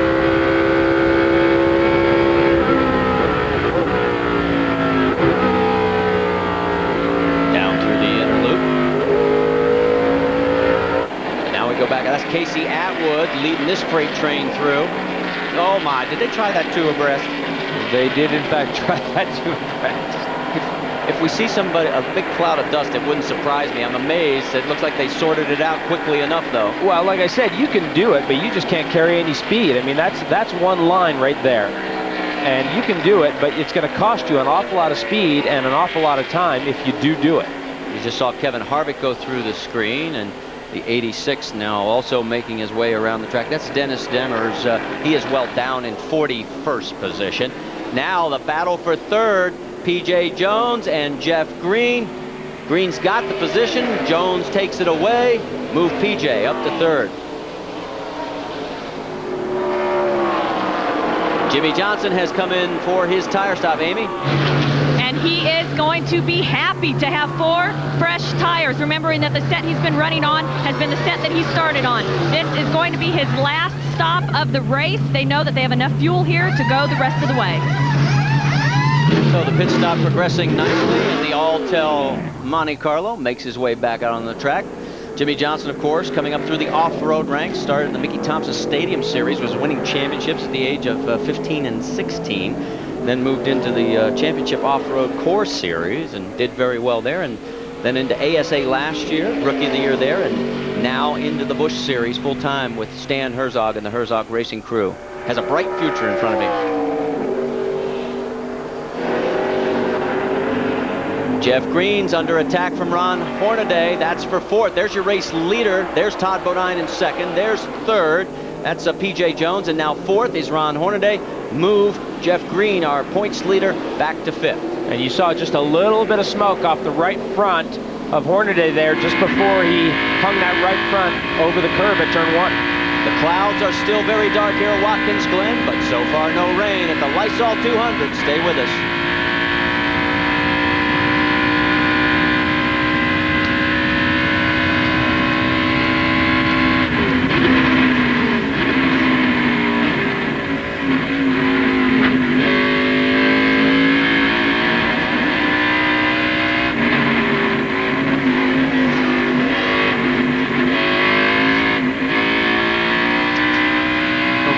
That we haven't talked about?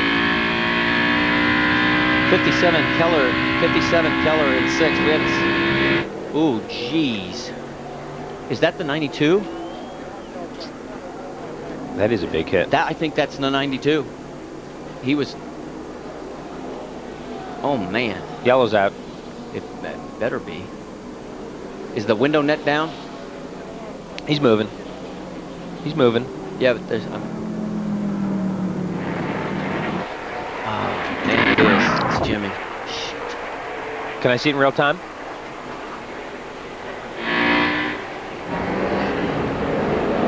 Whoa, something broke. Something broke in a Something big way. broke in the car. Oh my God. Something broke in the car. Man, we got to get him. We got to talk to him, find out what the heck happened there.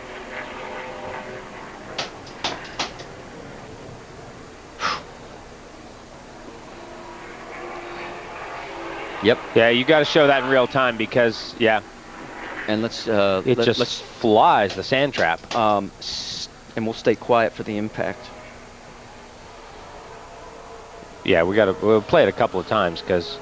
Yeah, but the sound. Hey, Dennis, do you have that from the other camera, from the RoboCam? Because.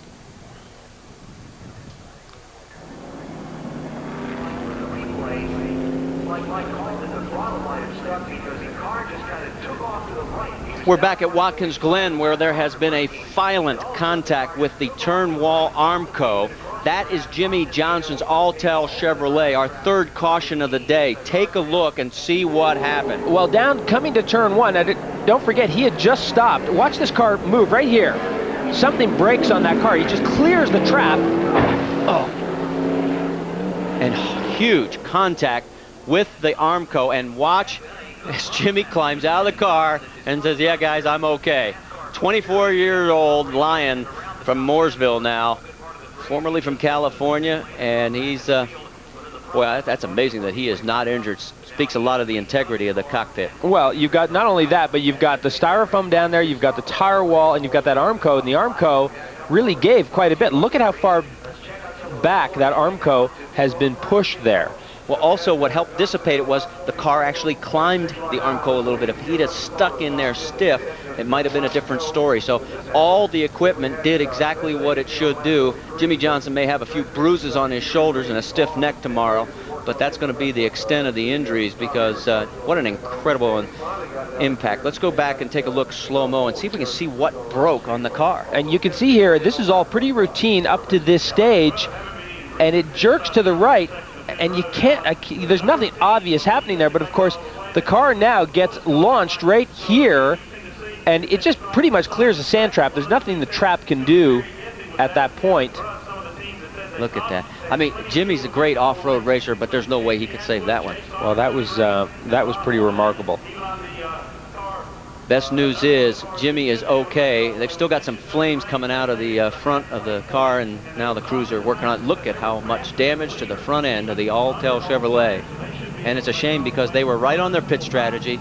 They had a great pit stop. He had come back out onto the track with 4 fresh tires, and whatever broke on the car, he just had no control whatsoever.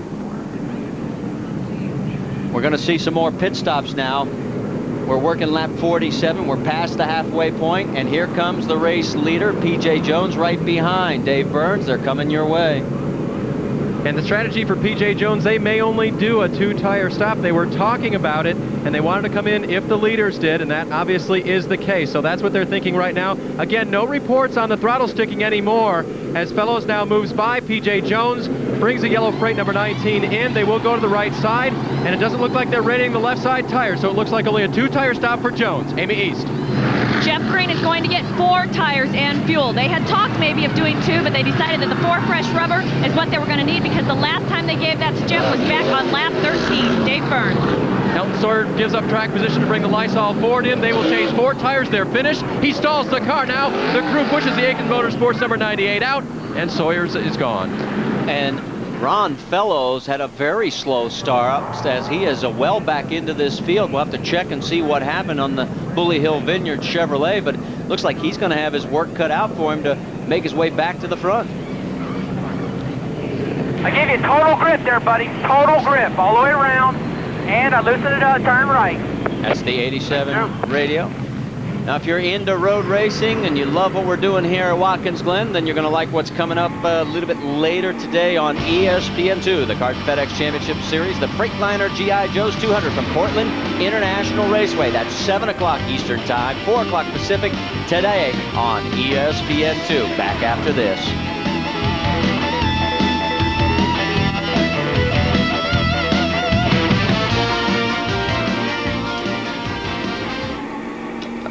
Hey, Jill. They just had a slow stop. Every nut tightened. Patty says they're fine. I wouldn't be surprised if they're going to want to fix that Armco in turn 1. Yeah, it wouldn't surprise me either. They're all gone. Do you want me to go to him? Do you want me to go to the garage? Guys, what happened? All right, sounds good. What happened to Fellows on that stop? Let's go. Yep. Dave said it was just slow. They were wanting to make sure they had everything bolted on. But I don't know what position he's in right now because it's going to take a while to get around. He'd be back. Oh, yeah, I mean, but it's going to be fun watching him. So Hornaday's in good shape. This is going to be long yellow. Potentially very long. I mean, it depends on what they decide. I heard, well, all I heard was that they were taking extra time to tighten everything. That's basically what I heard.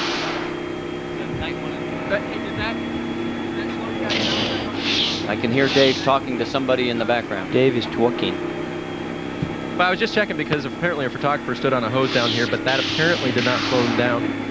They were just slow, tightening every lug nut, and Brian says we have not yet begun to push the envelope. Okay. Yeah, I mean, he's really smooth out there. He be stroking. It's just going to make it more fun to watch for us. Hey, Joel, did you guys see on the 98 stop one of the crewmen, because he is down, I'm going to check on it now. Just replay the tape. And yeah, what happened to the 77 crewman, too? I mean, we've had several guys hit today. And you know what, one of the things we have to point out, these guys don't normally pit right side. That would be one of Elton Sawyer's guys. Yep. All right.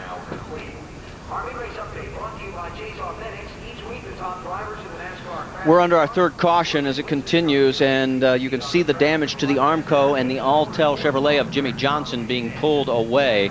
Something broke on the car, sending Johnson hurtling into the Armco at turn number 1. Now, this is real time. We'll sit back and just be quiet. You can hear what happens, but we don't know what broke.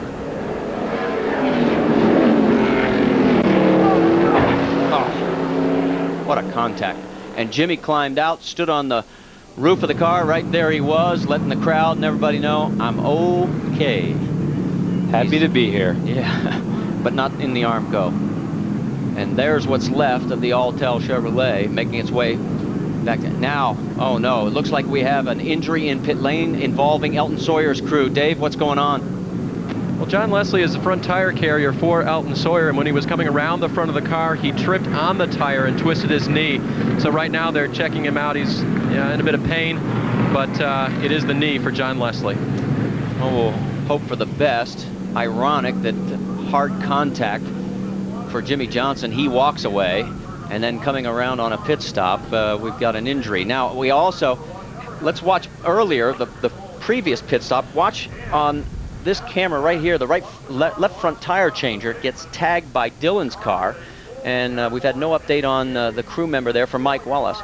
Kent Peckham is his name, and the word now is he is okay. So it was just a glancing blow on that incident as well. And the point we should make is these guys do not normally pit with the stop on the right-hand side of the car. It reverses your entire process. That's right. The car comes in, and normally you're seeing the other side of the car, and they're not used to this particular routine, and nor are the drivers for that matter. So, it is a bit of an unusual situation for these guys, and don't forget, these guys only do one road race a year in the Busch Series. Yeah, the driver's sitting on the left side of the car, and normally he's right up against the wall. This time, of course, he's on the far side. So we're under our third yellow. It's continuing. Ron Fellows had a very slow pit stop. He's back in 20th position. Ron Hornaday is our race leader. Stay with us. This could be good.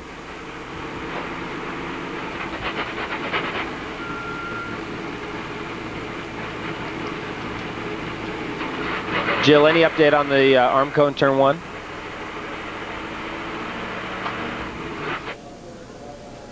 Oh yeah, they've already got it, and they're pounding in another. They'll put a support, they're putting a support post behind it. See? Yeah. Hornaday package.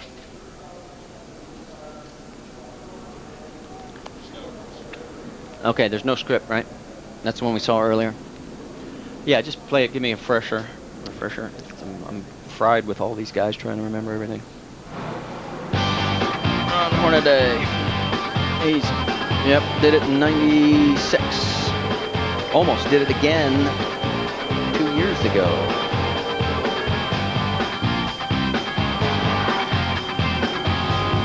Yep. Kenny's lead. Okay. You got it. Pontiac. What? You got it, Pontiac. Okay. Do you remember that? No. I gotta tell you, man. When you don't do these series every week. Listen, I sent you the hanging curve on the Watkins Ron thing, and you didn't take it. Oh, I played it.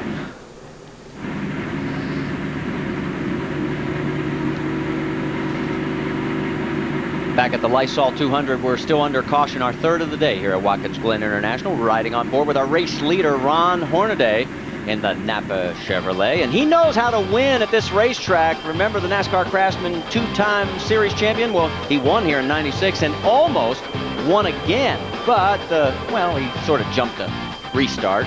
They took that one away, but he is poised to perhaps take his first Busch Series victory, as he is in the top spot as we take a look at our Napa field summary. Tony Raines in second. Curtis Markham giving it a good ride. Casey Atwood, the youngster, in fourth. Butch Leitzinger rounds out our top five. And then on down to P.J. Jones in 12th position. And you're saying, wait a minute, what happened to Ron Fellows, the guy that's been dominating this race? Well, as we turn to page 2, look in the 20th position. Fellows had a very slow pit stop. Dave Burns checked with the crew. They said, no, we just had a slow stop. We wanted to make sure everything was bolted on, and it's going to make it more interesting for all of us. As you can see, 34 trucks on the lead lap, and I should say cars. Boy, that's a twist. We know where you've been working. Yeah, too many truck races, and normally it's the other way around. So I'm sure Benny Parsons is out at Sears Point right now, laughing hysterically. BP will coming your way later today, and have fun out there. Let's go to Brian Patty with Dave Burns, get an update on Ron Fellows in that pit stop. And Marty, he had to wait a long time to see his car finally roll by. Brian, you guys had a slow pit stop, but you told me you really didn't have any trouble? No, these guys, that caution was pretty unfortunate for us, but it's no big deal. We're just on pit next lap by. So, hey, 20th spot. We come from 38th yesterday and run third, so we can come from 20th here with 22 laps to go and possibly win it. We haven't pushed the envelope all day. We've just been cruising, saving our brakes, saving our tires. Tire wear's good. Fuel mileage is good, so we'll see what happens. You put on 4 tires, so do you have to stop again for fuel then? No, we're good to go. We just wanted to see what this tire wear was, so we're just being easy. And tires look excellent. Goodyear brought a good tire, and it'll be exciting. Well, it will be. And as far as pushing the envelope, Jeremy, Marty, you and I, we were all there to watch him do it at Daytona earlier this year, trying to chase down the Vipers in his Corvette. I'm sure he can do the same with a few Tauruses and Monte Carlos out here today. And as you said, it's going to be exciting. He finished second in that Rolex 24, and it was a dramatic finish at Daytona. Stay with us. We're still under caution here at Watkins Glen.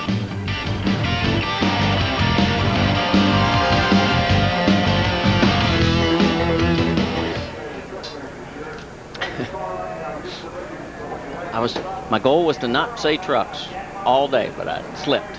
Sorry, guys. No one's perfect. No, I haven't been today. That's for sure. So, is everyone good to go here? Should be. Should be.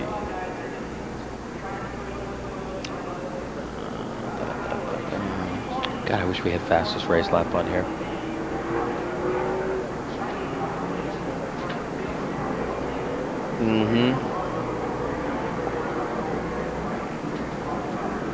Okay. Leffler may have to stop again.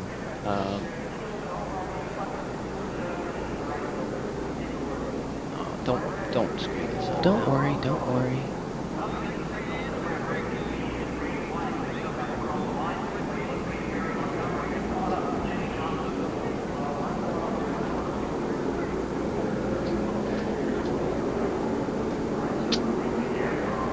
It'll do it.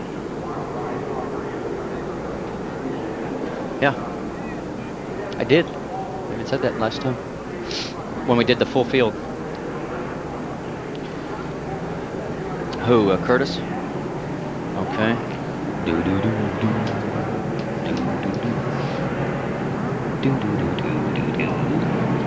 Look he just jumped the fella that...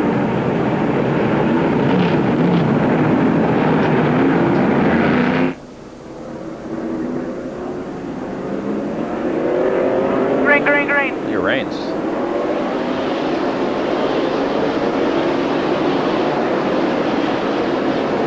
Just back to green flag racing at Watkins Glen on lap 51. Ron Hornaday, your race leader. Tony Raines in second, Curtis Markham third, Casey Atwood fourth, and we're on board with Curtis Markham and Joe Gibbs' port cable Pontiac. Just a little breathe on the throttle going up the hill through the S's. Up the fourth gear. Pick up a nice little draft down the back straightaway, but it's all about braking at the end of this straightaway down into the inner loop. Ride the curves. Head for the outer loop. There's a little bit further back. There's Butch Leitzinger. He is in 5th position right now in his one-off Busch Series race.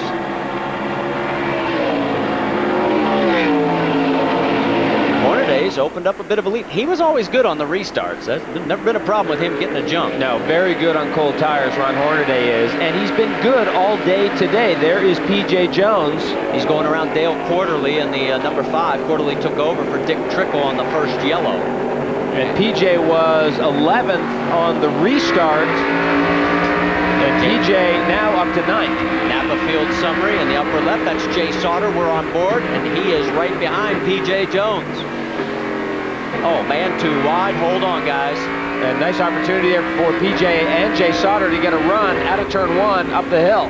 Casey Atwood, the Castrol car. He's being passed right there. And Mike McLaughlin just got passed by the 36 of Tim Fedewa.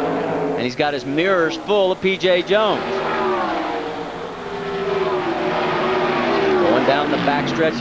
My, this could get dicey. Up over the curves. Leitzinger has to hold on. Manages to keep control. We're on board looking out the back of Curtis Markham. And that helped Kevin Harvick just a little bit. You can see Harvick right on the rear bumper of Butch Leitzinger. Jeff Purvis normally in this car, but not a real great road racer. Curtis Markham working with the team, called in to do the duty and doing very well. Under braking, looks like Curtis may lose the spot now. Leitzinger gets underneath him in turn 10. And not the most conventional place to pass, but if you can get it done, you get it done. And Butch Leitzinger with a nice shot out onto the front straightaway here. So Leitzinger will move up into 3rd position. Hornaday's lead is now 2.6 seconds. You're saying, hey, while all this is going on, where's Ron Fellows? He's already picked up 4 spots. He's 16th. And P.J. Jones picks up another spot. So P.J. Jones up to 7th position. On board with Mike McLaughlin. We're about to lose a decal, it looks like. Remember the incredible impact just a few moments ago with Jimmy Johnson? Amy East has caught up with him. Amy? And it's so nice to be standing here with a healthy Jimmy Johnson after what was a very violent crash. What happened? I don't know. That was unbelievable. We just made a pit stop and running, in our fuel window like we wanted to do. Car was handling great. Just came out of the pits and was getting up to speed, and I went off in the braking zone in turn 1, and I was on the brakes looking underneath the lapper, and the pedal went to the floor or something happened there, and at that point I was trying to look for something to run in to slow me down. I got in the grass, and then I hit the racetrack, and that was like a jump, set me across the track and out in the barriers. And it's real fortunate everybody at Watkins Glen is taking the precautions of putting styrofoam out there, because if it was anything else, I don't know where I'd be. I'd probably be in an ambulance going somewhere. But so my mom, everybody at home, I'm doing fine, and we'll get this all told in Nokia Phone Chevrolet up front next week. All right, well, it was nice to see you go over there and give your dad a hug. I know that all your family at home was probably really worried about you. Yeah, I'm fine. Everything feels fine. I knew it was coming, so I got prepared. Hey, I hate to be the first to tell you this, but you're probably going to be sore tomorrow. Yeah, I wouldn't doubt it. We'll get some aspirin. All right, Jimmy Johnson in good spirits, and he is okay. Jimmy's second DNF of the season, and it is good that he's okay. We're on board with P.J. Jones. The slicing and dicing at the front of this field is going on. That's Kevin Harvick right in front of P.J. It's a battle for 3rd. That's Tony Raines trying to hold the position, but here comes Harvick underneath him. P.J.'s right alongside. This could get real dicey. Somebody blows through the chicane. Curtis Markham had to blow the chicane. And you cannot improve your position. As long as you don't improve your position, you're okay. And he certainly didn't. There goes Kevin Grubb on by. And these guys have got to be careful, racing very hard right now, but we still have 29 laps to go. You don't want to burn the tires off the car at this early stage. On board with P.J. Jones.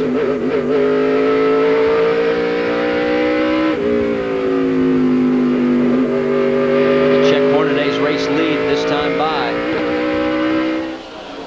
There is Hornaday.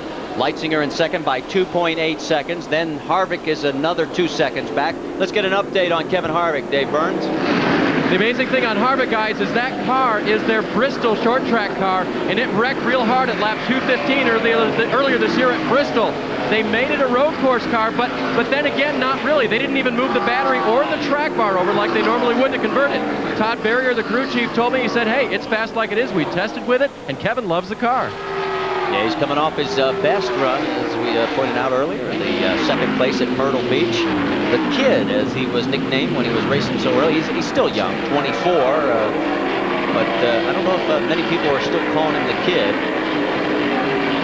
Right now, he's opened up a bit of a gap over the 19 of P.J. Jones. Whoa, P.J. looked a little loose there.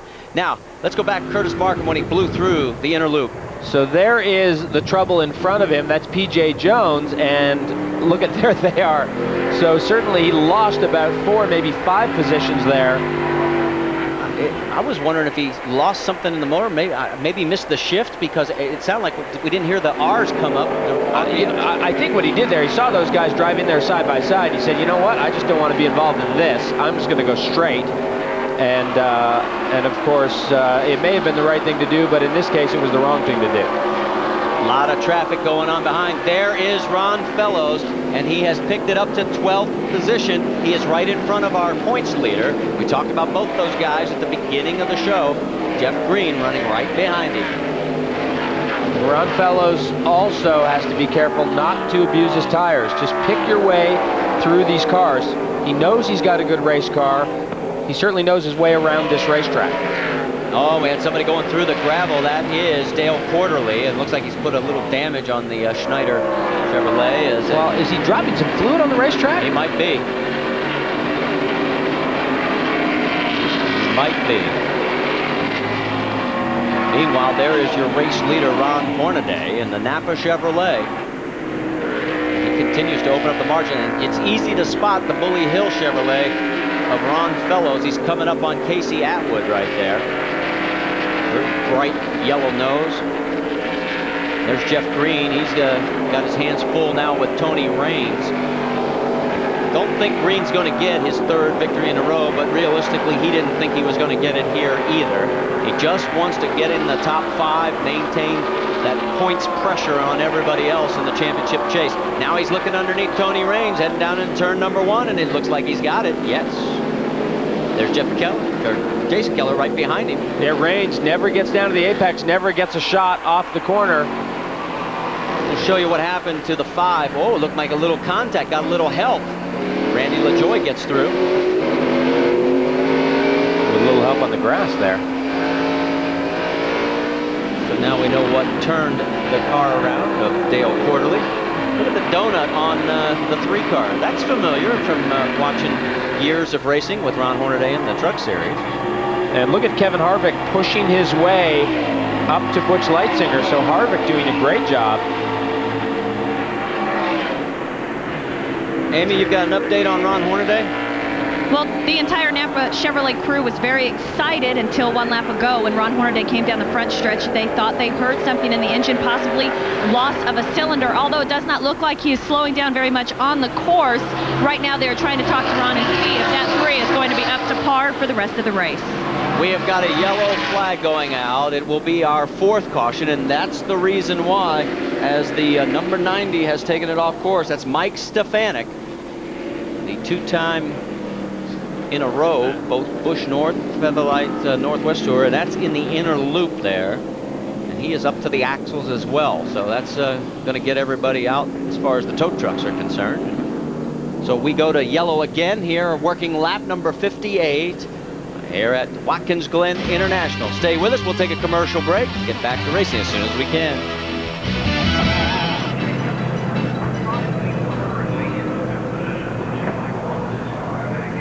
What I was pointing at there was... Yeah, I had no idea what you were pointing at. Well, I was pointing at the screen. Oh. Hornaday's pushing pretty hard. He got into 11 really late, blocked the right front, was way wide of the apex, was probably very happy to see the yellow come out. I was looking at it. He's down to a second lead there before the yellow came. Well, he was getting pushed really hard.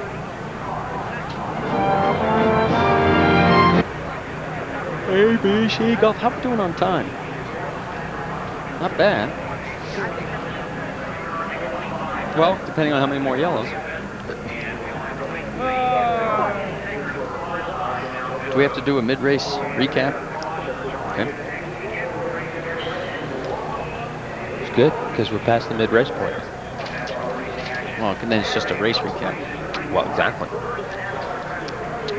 What is it now? ABC Golf, not... FedEx St. Jude, you don't have it? Yeah, I got it up there. Okay. That's we don't good, have any. Good golf music there, Joe. He says he doesn't have anything. He's got ESPN Golf, but he says he doesn't have a...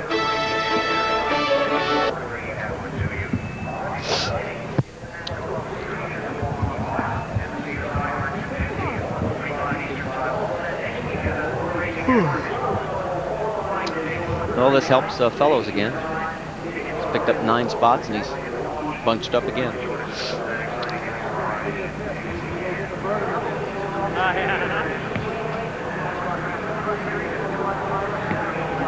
Okie dokie, I can do it.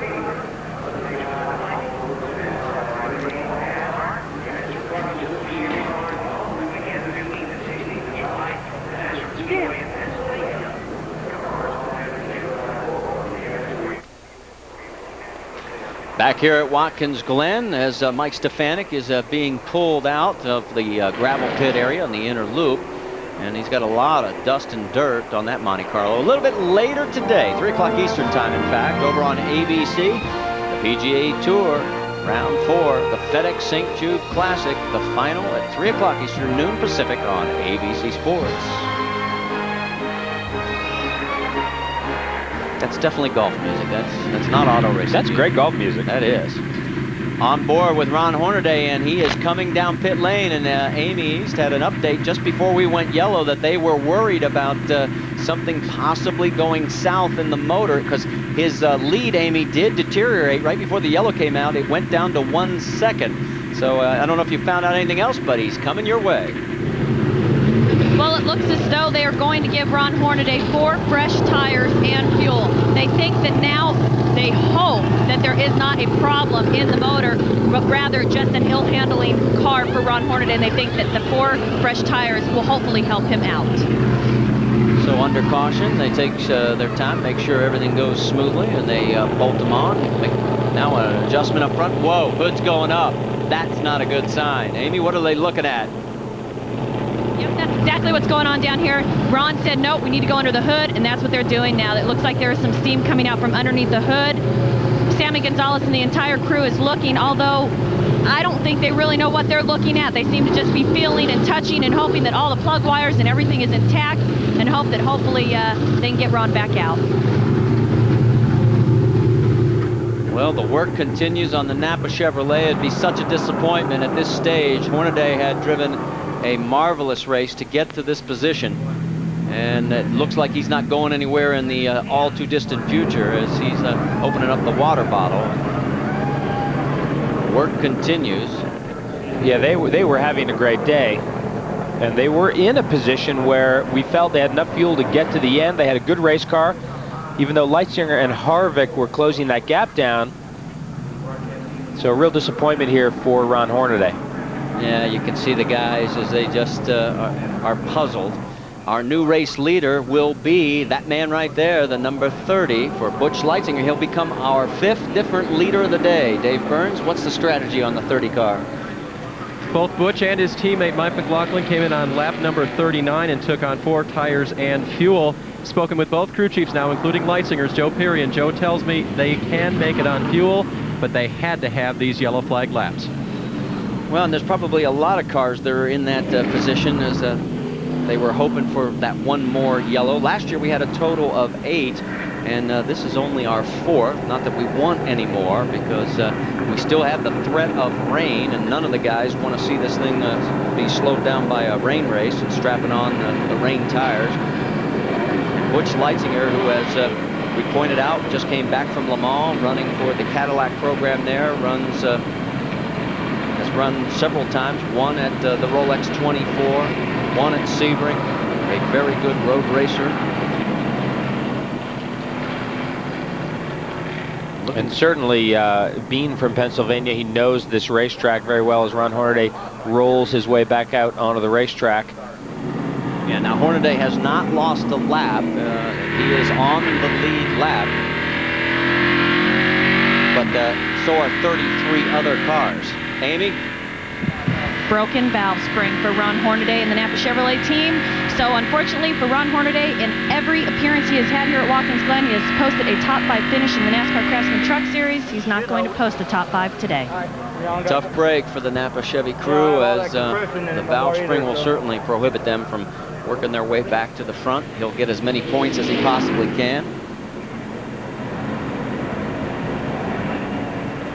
Meanwhile, the lights are out on the pace car. Busch Leitzinger in his 4th Busch Grand National appearance.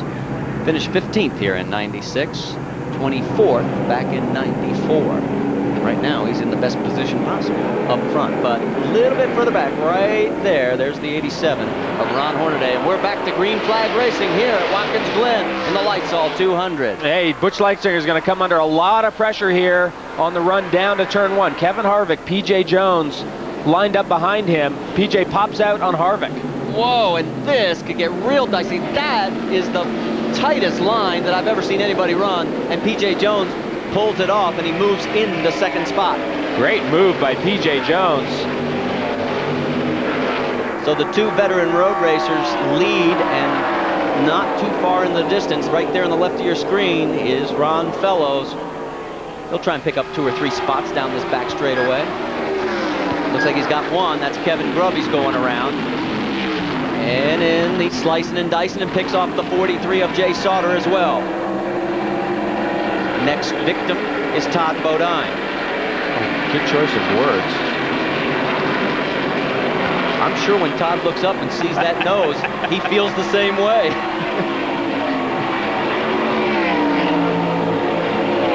Well, it's good. These guys are keeping Ron Fellows very honest here. I mean, he has had a very good race car. The team has been doing a great job, but Ron Fellows is going to have to work if he wants to win this race. Yeah, he has not run away from the field. Couldn't do it yesterday. And meanwhile, look, we've got a slow car on the track. No wonder Bobby Hillen's got a problem in the left rear. And there's part of the problem is the debris of what's left of the tire that has shredded off. Now, I don't know if that's going to bring out another yellow. Meanwhile, look at all this going on. We got a battle for the race lead. This is real dicey. Through the S's. Oh, contact. PJ's on the guardrail. Can he hold on to it? And there's that tire right there on the back stretch. And that's the problem you get into. Look at Ron Fellows. All these guys swarming around P.J. Jones. That's a 130-mile-an-hour hit there. Fellows clips the curb. PJ's got damage on both sides of the yellow freight Chevy. And I don't know if he's rubbing or if he's knocked the toe or how good that car is going to be. No, he's got a real problem. He goes way wide there. Woof. He loses another spot, the 36, and Fiedler gets underneath him. Well, it would be hard to believe that car, P.J. Jones, is not pretty seriously damaged after taking the hit in the left front from Leitzinger and the big right side pancake there on the Armco. Well, you can't even read the Goodyear on the right side tires. That's how hard he hit the Armco. And that is the fastest section of the racetrack when you're talking about those S's with any kind of curve to it. And see, look at Leitzinger. Leitzinger goes to the brakes, gets a little bit of lockup, so that makes you wonder, as Ron Fellows picks up another position, that makes you wonder what kind of shape Butch Leitzinger's car is in. On board with Mike McLaughlin as he has been passed by Ron Fellows. Move Fellows into the 4th position. Jones has dropped back to 7th. This is the section where the contact took place through the S's. And yeah, there is smoke. So under braking, maybe there's some tire rub because of the contact, as you said. Well, you can see there, and it's probably when he goes to the brake, he gets a little bit of tire rub. That transition, when the car goes down on its nose, he gets a little bit of tire rub on that right front. Great shot, guys. We're able to see the damage on the number 30 car of Busch Leitzinger. Started 7th. Has led 3 of the laps so far. We've had a total of 5 lead changes. What's the word from the 30 pit, Dave Burns? He spoke with his crew chief, Joe Peary, and he says that Butch realizes that he has the damage and the tire smoke, but for now they're going to keep him out, so he can feel that it's there, but obviously he's still leading, so the car's that good. Harvick takes 2 wheels off, kicks up the dust, trying to make a speedy exit out of turn 11. I think he took all 4 off there. He used every bit of that curve, but it didn't really slow him down a whole lot. Look at this. Todd Bodine has managed to stay in front of Ron Fellows. Bodine doing as good a job as he possibly can in the Phillips 66. Best average finish in the field here at Watkins Glen, 4.2. He likes this racetrack. A Shimon, New York native. We mentioned a little earlier about the celebration of the new license plate, one of 15 that New Yorkers can get. There's PJ under attack from Kevin Grubb. Let's give a tip of the hat to Grubb. He's in 9th position right now, doing a nice job. Only his 2nd road course race in Busch Grand National competition. Now let's go back and show you why PJ's got all this damage and all the creases from the Armco. And we're going to go on board with Mike McLaughlin, and you'll get a bird's eye view. Now this all starts a lot earlier, but the 2 for the lead up front there, they go up the hill side by side. PJ hits a ton there on the right. That all started back in turn 1 with PJ taking a run at Leitzinger and trying to play a little bit of hardball. Here it is from PJ's car. Listen here. Ouch. And PJ lucky not to spin that car in front of all those guys going up through the S's there, because there is nowhere to go and it's blind going up that hill. Yeah, it could have been a huge wreck. While we were watching the replay, if you notice, 3rd place has changed hands. Ron Fellows has taken it over. And we've got 19 laps to go, and the clouds are getting ever darker. Maybe we'll get this one in without any rain. Stay with us.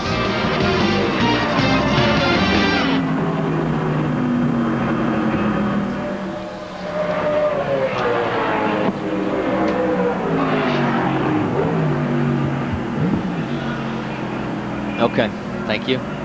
So Fellows run a 2nd a lap faster than these guys. Yeah.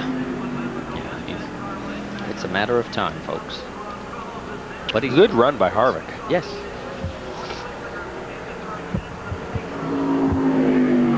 Yeah. Do I win the pool?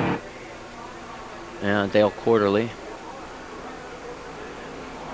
Yeah. Hey, boo-boo. That's more boo-boo from earlier.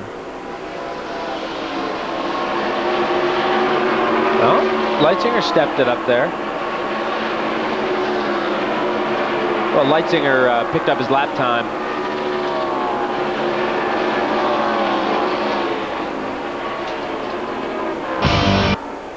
Okay. You know, that was so typically PJ. I thought it was pretty dicey on Leitzinger's part. I mean, well, but he's the guy leading. Yeah. You get 25 laps to go.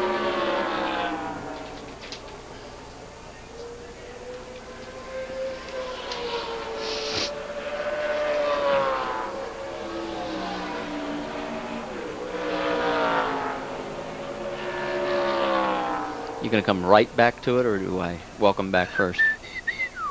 Can I look at the onboard on Fellows? That's okay. Jill, are we coming back with a welcome, or are we going straight to the promo? Oh, he's gotten by Harvick. Okay. Yeah, he's past Harvick.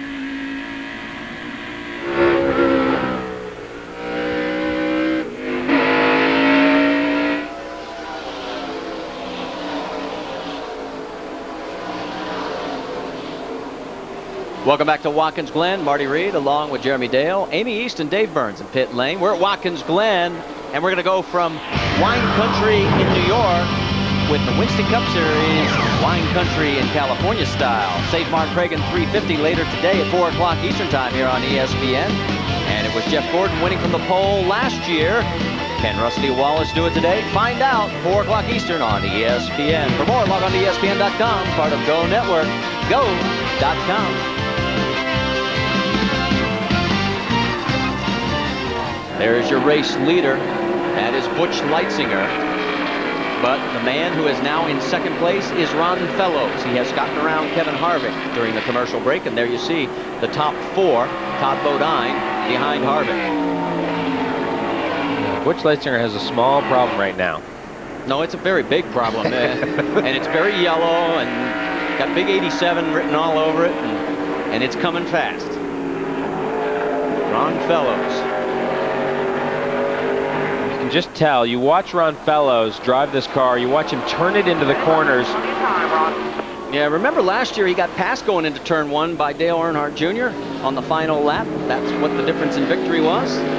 Fellows last year, they had, I believe it was a plug wire came loose, and they had an intermittent misfire in the car, and it just had no straightaway speed. Nothing wrong with the chassis, but he seems to have a perfect race car today. Leitzinger giving it all he can right now. Last lap. That is Ron Fellows' crew chief, Brian Patty, telling him he ran a 1-minute, 14.7 second last lap, which was a half a second quicker than the man in front of him. Through the outer loop. Right now, this appears to be a question with 16 laps to go. Does Butch Leitzinger have enough car and enough talent to hold on to this race lead? There are the fast last laps. You can see the difference. And I tell you, the tip of the hat right now is Kevin Harvick. I mean, you know, Leitzinger and Fellows, these are the guys that you would expect to see running at the front of this field. But look at Kevin Harvick. He's done a fantastic job all day. Great race car, great pit strategy, and great driving. 15 laps to go. 15 laps to go. So now you know, we don't have to tell you. We've knocked off another of the 82 laps that we'll be running here at Watkins Glen. There's Todd Bodine. Picked up a sponsorship from I Love New York. There you see it on the quarter panel. He says he's real honored about that because he gets to represent the entire state of New York everywhere that they go across the country from here on out for the rest of the season.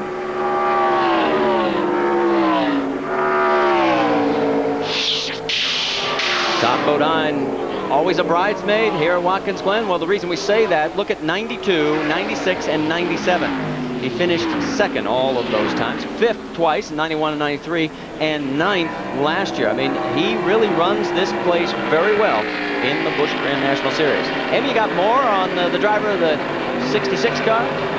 Well, Todd's really hoping for a top 5 finish today. He is running the same car that he ran last year that he placed that 9th place finish, although they have switched to the Fisher motor program, which is giving them some more horsepower.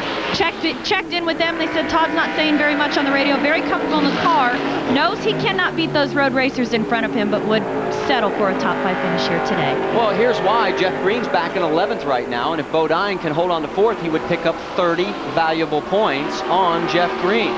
So that would narrow it to 269. Still a big, big bundle, but at least he's a lot closer. Speaking of a lot closer, Mr. Fellows is a lot closer to the back bumper of Butch Leitzinger. And there are the points as of right now. Man, I say it, it appears on the screen. It's amazing how this still just like magic. I'll tell you what, we're finding out here what Butch Leitzinger's got, because Ron Fellows has been able to mow all these other guys down pretty easily. And he's having to work a little bit harder here with Butch Leitzinger. You saw off the right front, a little bit of tire rub when he makes that transition onto the brake pedal. The nose dives down hard, and he gets just a little tire rub, just for a little second there. Yeah, but the question becomes, is he rubbing it enough that he could potentially cut it and put himself in a very precarious position, namely the Onco? Well, I think at this point, with 14 laps to go, and it not being something that's consistently showing smoke, only when you go to the brake pedal, only when that nose dives down, you just have to run. Through turn 11, this time by the stripe, 13 laps remaining. Ron Fellows has a pretty good run coming off 11 this time. Down the straightaway, is he going to try and pull out? Or will he hold on for another lap? He holds on. There's not a lot of pressure. Remember, it takes over a minute, about a minute 14, minute 15 on a good lap to get around this 2.45 mile layout. Let's get an update on Butch Leitzinger's condition from Dave Burns. I just leaned over to crew chief Joe Peary and I said, he's got a lot of car left, doesn't he? And Joe said, more than I thought. He's having a fun time watching his driver try to hold off Fellows. report of sprinkles in the area, like some light rain, guys. If this is happening all over the race course, what do you think's going through everybody's mind? Well, the bottom line with the rain is that it needs to start raining hard enough that these guys will lose tire temperature. That's when they start to get, that's when it starts to get a little bit dicey. As long as the tires can stay hot, you can put a little bit of water on the racetrack and it won't really affect them too much. Once you get enough on there that you start to lose the tire temperature, the combination of losing the tire temperature and the racetrack getting slick. Okay, now you just heard Brian Patty talk about the rain. Now, is he going to go for it? Kevin Harvick is staying with these two guys. Well, you know, that's what I was just about to say. Harvick could actually end up winning this race because if these two guys get tangled up, you know, Leitzinger's giving Fellows everything he can, and if these two get tangled up and the pass for the lead isn't a clean one, Harvick could just sneak through and win this thing. Well, talk about a guy who can gain in the points. Remember, the two guys leading up front aren't in the points championship. Harvick would pick up 2 positions and move into 3rd, and here goes Fellows. No, he's not going to do that off-road excursion like yesterday in the truck race. Well, I tell you, these guys, they've both got great brakes on these cars. But look at Harvick. Harvick is right there. And now Fellows has got to worry about what's behind him. 3 or 4 laps ago, all he had to worry about was Butch Leitzinger. Now he's got to look in his mirror just a little bit and think about Kevin Harvick. This time by, it'll be 11 laps to go. I got to believe that Fellows wants to get around now, because if the skies open up, theoretically, if it's heavy enough rain, this race could be stopped. And Harvick's coming right along with him. Does he have enough room to pull out? Harvick's making a move on Fellows. No, thinks better of it. Boy, I'll tell you, Leitzinger's getting enough grunt off of turn 11. He is holding on and holding off Ron Fellows. Well, you see what Leitzinger does right there. A little slower on the entry of the corner, so he's got the car positioned to get on the throttle early and get out of the corner and get down the straightaway quickly. I watched him years ago in a Busch North race up at Lime Rock Park. He destroyed the field, missed the driver's meeting, went to the back. Typical story that we've seen many times. Here we go down the back straightaway, and he just came right through the field. There's that rub again, and here goes Fellows up over the curves, takes the top spot. All clear. The spotter down in that part of the racetrack. Drive your own race, buddy. Look forward. Drive your own race. And your race leader once again is Ron Fellows. And now Harvick trying to get around the 30 of Butch Leitzinger. Oh no, Fellows gets slowed down a ton there. And that's going to allow both Leitzinger and Harvick to close the gap. And Fellows, that pass was a beautiful pass. Gets a little bit of a shot coming up the hill, drafts him coming over the crest of the hill. 10 laps to go. 10 laps to go. Just concentrate, buddy. You got the word, 10 laps, and we'll be back with the finish of the race here at the Lysol 200 at Watkins Glen International. But we've got to take one more commercial break.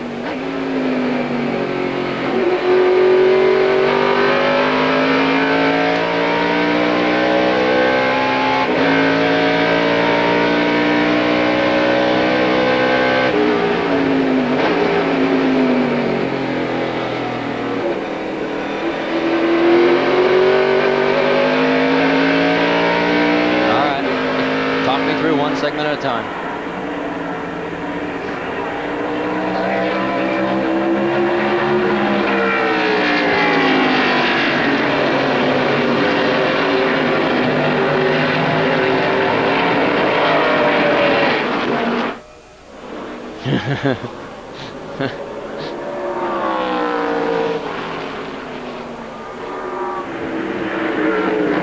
I'm telling you, Harvick may get Butch. Harvick's got a good race car. He's driving it well. And driving it very well. That's right. That's... No, it's not. That's right. No, yeah.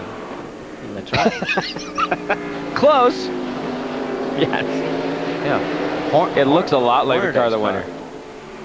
One of the things I didn't get in on Hornaday, the notes from Dale Jr., they don't transfer because their driving styles are so different.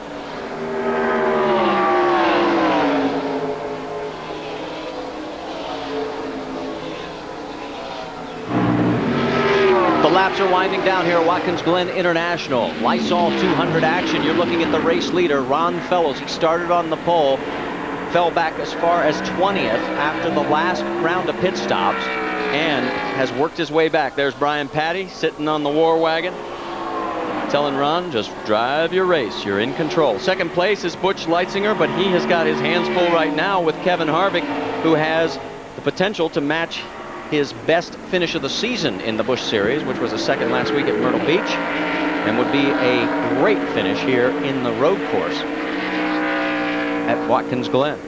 I'm really impressed with Kevin Harvick and the job he's doing to stay in touch with both these guys. Leitzinger, it's not like Fellows is just dropping these guys and driving away. He's got a couple of car lengths, but Leitzinger's hanging on. But look at Kevin Harvick giving Leitzinger everything. He is all over him. Todd Bodine just a little bit further back, about 3 seconds behind this battle, and he is comfortably ensconced in fourth.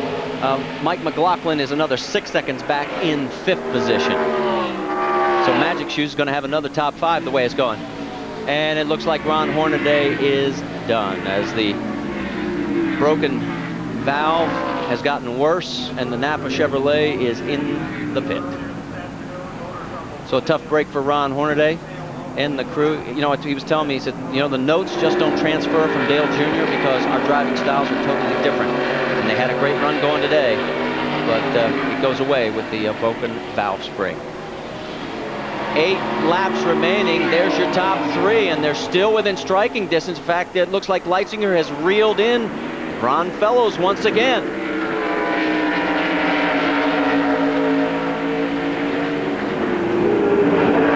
This time by, it'll be 7 laps remaining. Harvick trying to squeeze every ounce of power out, trying to get around Leitzinger. There you see Todd Bodine back into the distance. And something slowed Ron Fellows down almost a second and a half on that last lap, and there was no traffic. Could there be a problem brewing in the Bully Hill Vineyard Chevrolet? He's pulling back out now, so Ron Fellows not a driver prone to making mistakes, but boy, he lost a bunch of time on that last lap, and now he's legging it out again. Find out this next time by whether it was just an aberration. Maybe he was letting the tires breathe. There's P.J. Jones still hanging on. They've knocked the toe out because of all that contact. That's a battle for 8th. Elton Sawyer coming there. Elton's got around him. Here comes Jeff Green trying to go around him as well. And P.J.'s not in a real good spot if Green would have forced the issue, but he does not. He's sticking points right now. Smart move. A little bit of contact between the 19 and the 98. We're being told, but no serious damage, none more than PJ's already sustained. He's got both sides of the yellow freight Chevrolet banged up. He managed to get both sides in the same section of the racetrack. You can actually see the Armco markings, the curvature embedded into the body panels on both sides. You get that little pancake effect. And I'm amazed PJ's doing as well as he is with this car right now, because it really took a hard hit. Right now, holding on to the 9th position, Jeff Green rounding out your top 10. There's Elton Sawyer right in front of these two. And here comes Jason Keller.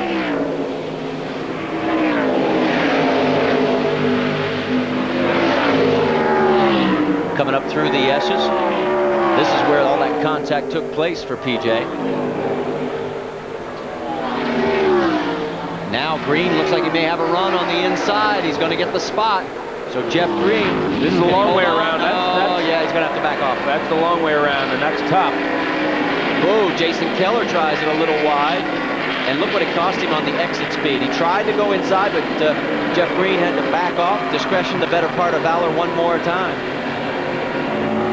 And that'll give P.J. Jones a little bit of breathing room. 6 laps remaining here.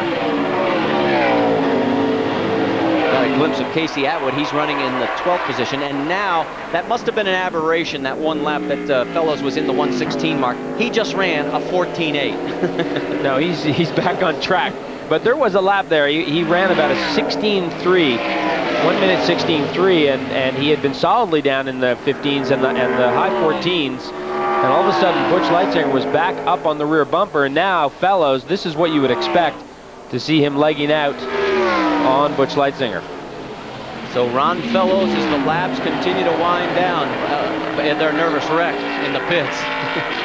Brian Patty, head and hand saying, please, nothing go wrong right now. Trying to salvage their weekend.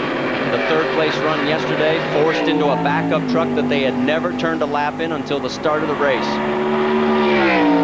And Ron Fellows put on a driving clinic yesterday, and he's doing it again today. Harvick looking underneath. Tough place to make the pass, and he backs off at the last minute. Well, you remember who Butch Leitzinger passed right there. That's right, Leitzinger did it a little earlier. And you said it's not the easiest of spots to make a pass stick here at Watkins Glen. Yeah, the problem with making that pass there is that it compromises you out onto the front straightaway. This is the battle for 5th right now. That's Mike McLaughlin, and right behind him is Timmy Fedowa. This would be his 6th consecutive top 5 if McLaughlin can hold on to this spot. And McLaughlin and Phil Parsons are the only ones to run all 10 races here at the Glen. So those guys have something to be proud of. And Phil Parsons is running 17th right now. He's 34 seconds behind this lead. And it looks like Magic Shoes still has the magic at Watkins Glen. Down the straightaway, heading for the inner loop. 4 laps remaining. Dave, you've got an update on the 36 of Tim Fedowa? After qualifying on the outside pole, Marty, and then having those repairs to be made to the 36, he's done a remarkable job, really because he's been having a slipping clutch all day long. So Tim's been fighting it, and he's been pressuring Mike McLaughlin. I've been watching that battle. He's backed off for the moment, but the crew has really been actually crossing their fingers because Timmy's had that slipping clutch, and he's been doing a great job still. He's still got McLaughlin in his gun sights. He might be able to put a little pressure. Whoa, I saw a little smoke coming out of the back of the 36. Meanwhile, we go back to the race leader. And the margin has grown. It's now over 2 seconds. And it looks like Butch Leitzinger's put a little breathing space between himself and Kevin Harvick. Harvick has done himself proud today against these 2 road racing veterans. And so is that man in the back of the screen, Todd Bodine. He's got another great run going. That's going to help him in the championship points chase. We've had 5 different leaders, 6 lead changes here. And I was just getting ready to say we've had only 4 cautions. And it looks like we're going to get number 5. And the 35 is in the pits, or in the gravel trap, I should say, Lyndon Amick. And Lyndon's going to be celebrating a birthday as the yellow has come out on June 30th. He will turn 33. This is not the way he wanted to celebrate it. He had a pretty good run going. He was up to, well, that's not true. I'm sorry. He had fallen back to 37th. So obviously the tires got away. He had been running in the top 20. But he had dropped off the pace quite a bit. Let's take another look at it. See what happens. Well, down into turn 1. And it's hard to tell if there was contact there. That was Hubert. But whether there was or whether there was not, certainly not down on the racing line, trying to run side by side. And it's just hard to tell if there was contact, but it didn't really matter. Well, these guys were duking it out for 37th and 38th on the racetrack. Believe it or not, that was actually for position. Hard way to end it up. Well, this is not what Ron Fellows wanted to see. Well, maybe not. I mean, if it takes him 2 laps to get him out of here, this race is going to be over because we're working lap number 81. So it's just a matter of, do we get this pulled out in time to go back to green flag racing for a 1-lap shootout? If it was the NASCAR Craftsman Truck Series, we'd be going green-white checker. But we won't this time. Stay with us. We'll find out how it shakes out here at the Lysol 200 at Watkins Glen International.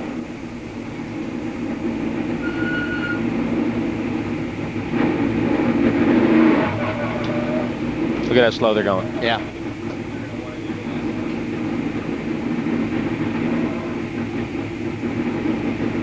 Yeah, I wonder what you were showing me there. I saw dust, but I didn't see anything else. Was that Parsons? You want to go, Ron? Okay. Have they got that car pulled out? Is the car pulled out at turn 1? Okay, so the tires are cleaned off. Make sure that motor's clean when you get here. Harry's right Let's there. have a good reach. Well, one lap shootout. Yeah, green and white. It kind of is a green-white checker. They better hurry. It's a green-white checker. They better hurry. Where are they on the racetrack? Turn 1. Oh, where they're approaching the inner loop. See, they got to turn the lights out by then. Go, go, go, go, go. There it goes. Way to go, Lynn. Where's the leaders?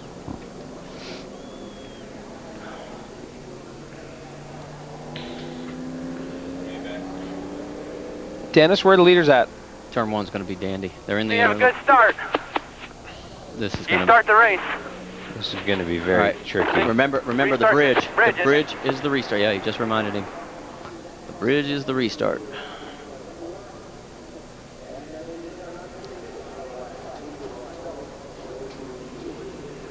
They can't pass you until the start-finish line, only to the left, so they can only pass to the left before the start-finish line, so be ready. Just do your normal line. Back at Watkins Glen, we are going to have a one-lap shootout. Lights are out on the pace car. They're making their way towards turn 10. Lyndon Amick's car has been pulled out of the gravel pit in turn number 1. Remember, you cannot pass on the right side until you get past start-finish line. The restart line is the bridge coming out of turn 11. Ron Fellows is going to set the pace. This is going to get very, very interesting. Well, he had a 2-second lead when they came over the start-finish line to complete 80 laps. And so this is the last thing. Buddy. Make sure that motor's cleaned out. Last time someone has won from the pole was 1995, Terry Labonte. You heard Brian Patty say, clean out the motor, scuff the tires, good luck. He's gonna need it. This is what he didn't want to see. You're right. I mean, had it gone one more lap, he could have cruised. Before we go green, Dave, quickly. Well, Brian Patty came down to talk to Todd Barrier, crew chief for Kevin Harvick, to try to work a little something out. Todd was kind of mum about it, so they didn't really get anything settled. Well, Harvick's in the 3rd spot. He's got to handle Butch Leitzinger first. Here we go, coming down towards the green and the white. 1 lap remaining here at the Lysol 200. And I'll tell you, Leitzinger hung back a little bit, so did Harvick, and they hung back too much. Defensive line through turn 1. You're right. They gave up too much ground going down into turn number 1. Fellows. There's Todd Bodine in 4th. I think they gave him too much room. Oh, absolutely. Coming down the back straightaway. This would be your most opportune moment to make a pass, but they're not anywhere near close enough. Man, look at Fellows turn that thing in with such authority. Yeah, he's very aggressive right now. We're seeing the max out of the Bully Hill Vineyard Chevrolet through the outer loop for the final time. Ron Fellows is going to do it again. International Speedway Corporation owns this facility. They ought to sell it to Ron Fellows because he owns the racetrack, that's for sure. Watkins Glen belongs to Ron Fellows through turn 11 for the final time.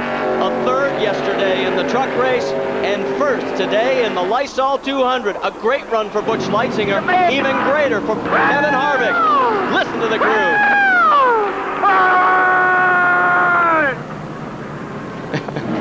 Are they happy? Oh man, what a great job these guys did. Crew all weekend. I mean, even in the truck race, you guys are the best.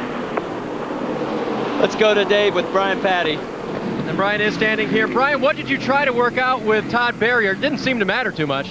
No, he said it would be fine if the caution just stayed out and finished 3rd. He didn't need to tear up any equipment, but you know, Butch Leitzinger, he's tough. He's with the Works Cadillac, and watching him at Le Mans and everywhere else, and just like to watch Ron. So, I did tell you, this just means a lot. Sponsor Bully Hill. I mean, we had a tough week. The super truck, that was a just unfortunate deal. To run 3rd in that truck we had to borrow and buy or whatever, was a great accomplishment. And we just want to prove ourselves. Part of this passion is for your driver, Ron Fellows, isn't it? Oh, this is for him. It's for our sponsor that's 20 miles away in Hammondsport, Bully Hill Vineyards, for Alcon Brakes, Fluidyne, Precision Gear, AER. I mean, everybody's involved in this deal. I mean, they come and they spend the money to sponsor us, and that's what we got to do, is got to win races. So Cup races next, I hope. Brian Petty loves this stuff, guys, and it shows in the way he responded. A lot of emotion in the eyes and the words of Brian Petty, and we may see a little more of that emotion when Ron Fellows makes his way to victory lane, and that's where we'll catch up to him when we come back to Watkins Glen.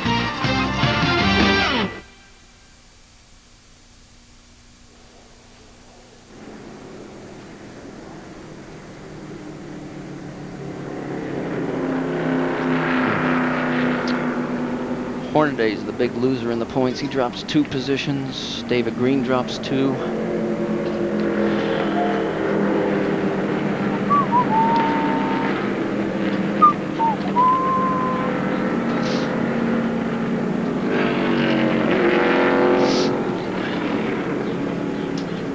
Okay. All right. What's your traffic? Okay.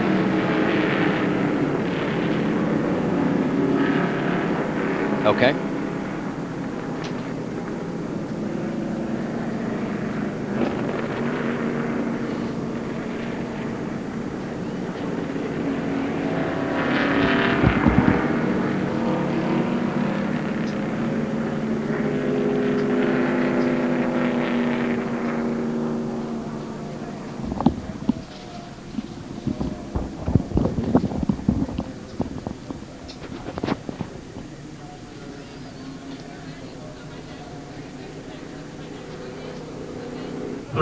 Seconds, ready?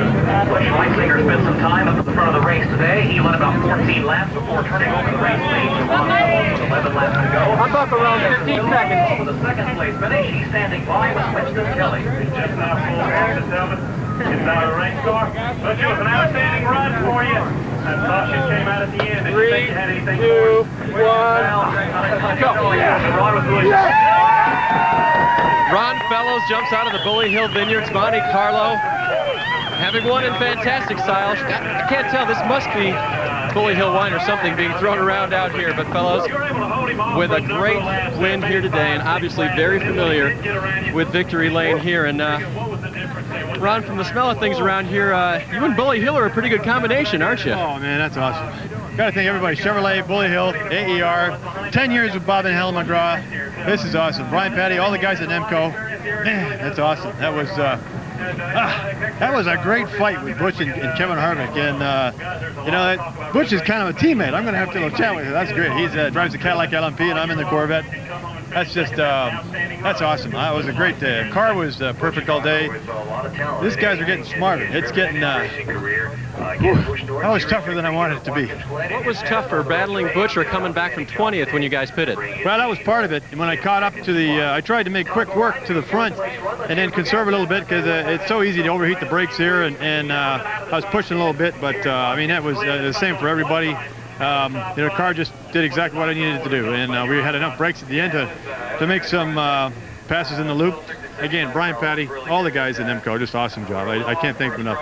And these new Goodyear tires, really like them too. These are cool. I can't wait till the Cup weekend. All right, he's getting ready for another road course race later this year in a Winston Cup car. And Amy, a guy who's probably going to be in Cup someday is Kevin Harvick. Well, Kevin Harvick is definitely showing that he is a talented race car driver. Your ability on the road course here today was phenomenal. Tell me, how was the entire Busch road course experience for you? Well, I mean, these guys did a heck of a job on this car, and makes my job real easy when you can drive something like this AC Delco car was today. But all that go-kart experience, I think, is paying off, and just able to showcase what we can do on a road course. And you know, we didn't make any mistakes. Todd had great pit strategy today. We stuck to his plan all day long, and it worked out okay for us. Were you a little concerned there after you guys made that second stop when Todd recalculated and decided you needed to come down for a quick splash? Did you think at that point that maybe you guys had miscalculated on the fuel mileage situation? Well, he knew it was going to be close, and he just wanted to make sure, and he decided to come in and get tires under yellow, and just in case we had to come back in. So it was a good call, and he thought we had to come back in, but he wasn't sure, and he made sure, and he did the right thing. Well, you guys, the big points winner today for the Busch Series was Kevin Harvick. He has now moved up to 4th. All right, congratulations to all the guys here today. In fact, let's take a look at the results. Ron Fellows, the arrows mean you've led at least one lap. The double arrows means Ron Fellows led the most. Harvick, we've already talked to him. Bodine. McLaughlin, Magic Shoes has his 6th straight top 5 here. Elton Sawyer in his sponsor's title race finishes 7th. A little bit further down, Randy LaJoie comes from 35th to finish 15th.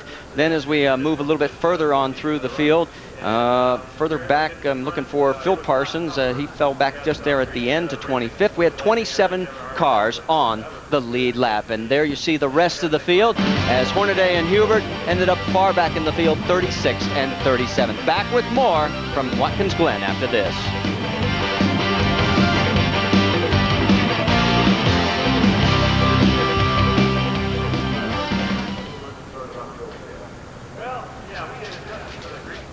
Got him.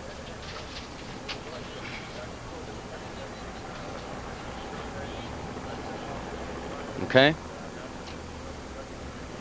What's next on our network? Hey, Dave, can you ask Butch about the thing with PJ? Yeah.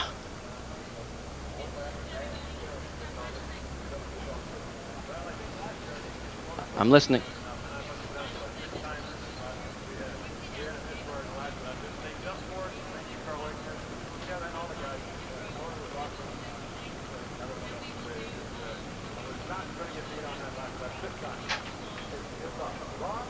Okay, and what's up next? Do we have to? Okay, I'm not. Oh, okay. Okay, I'm ready.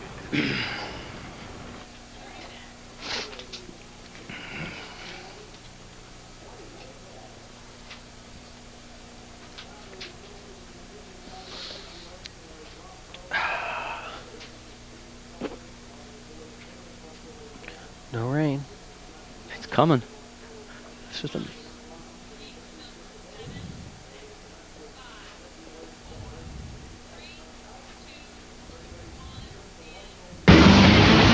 Today's Busch Grand National Series race, the Lysol 200, is being brought to you by America's #1 choice in tools.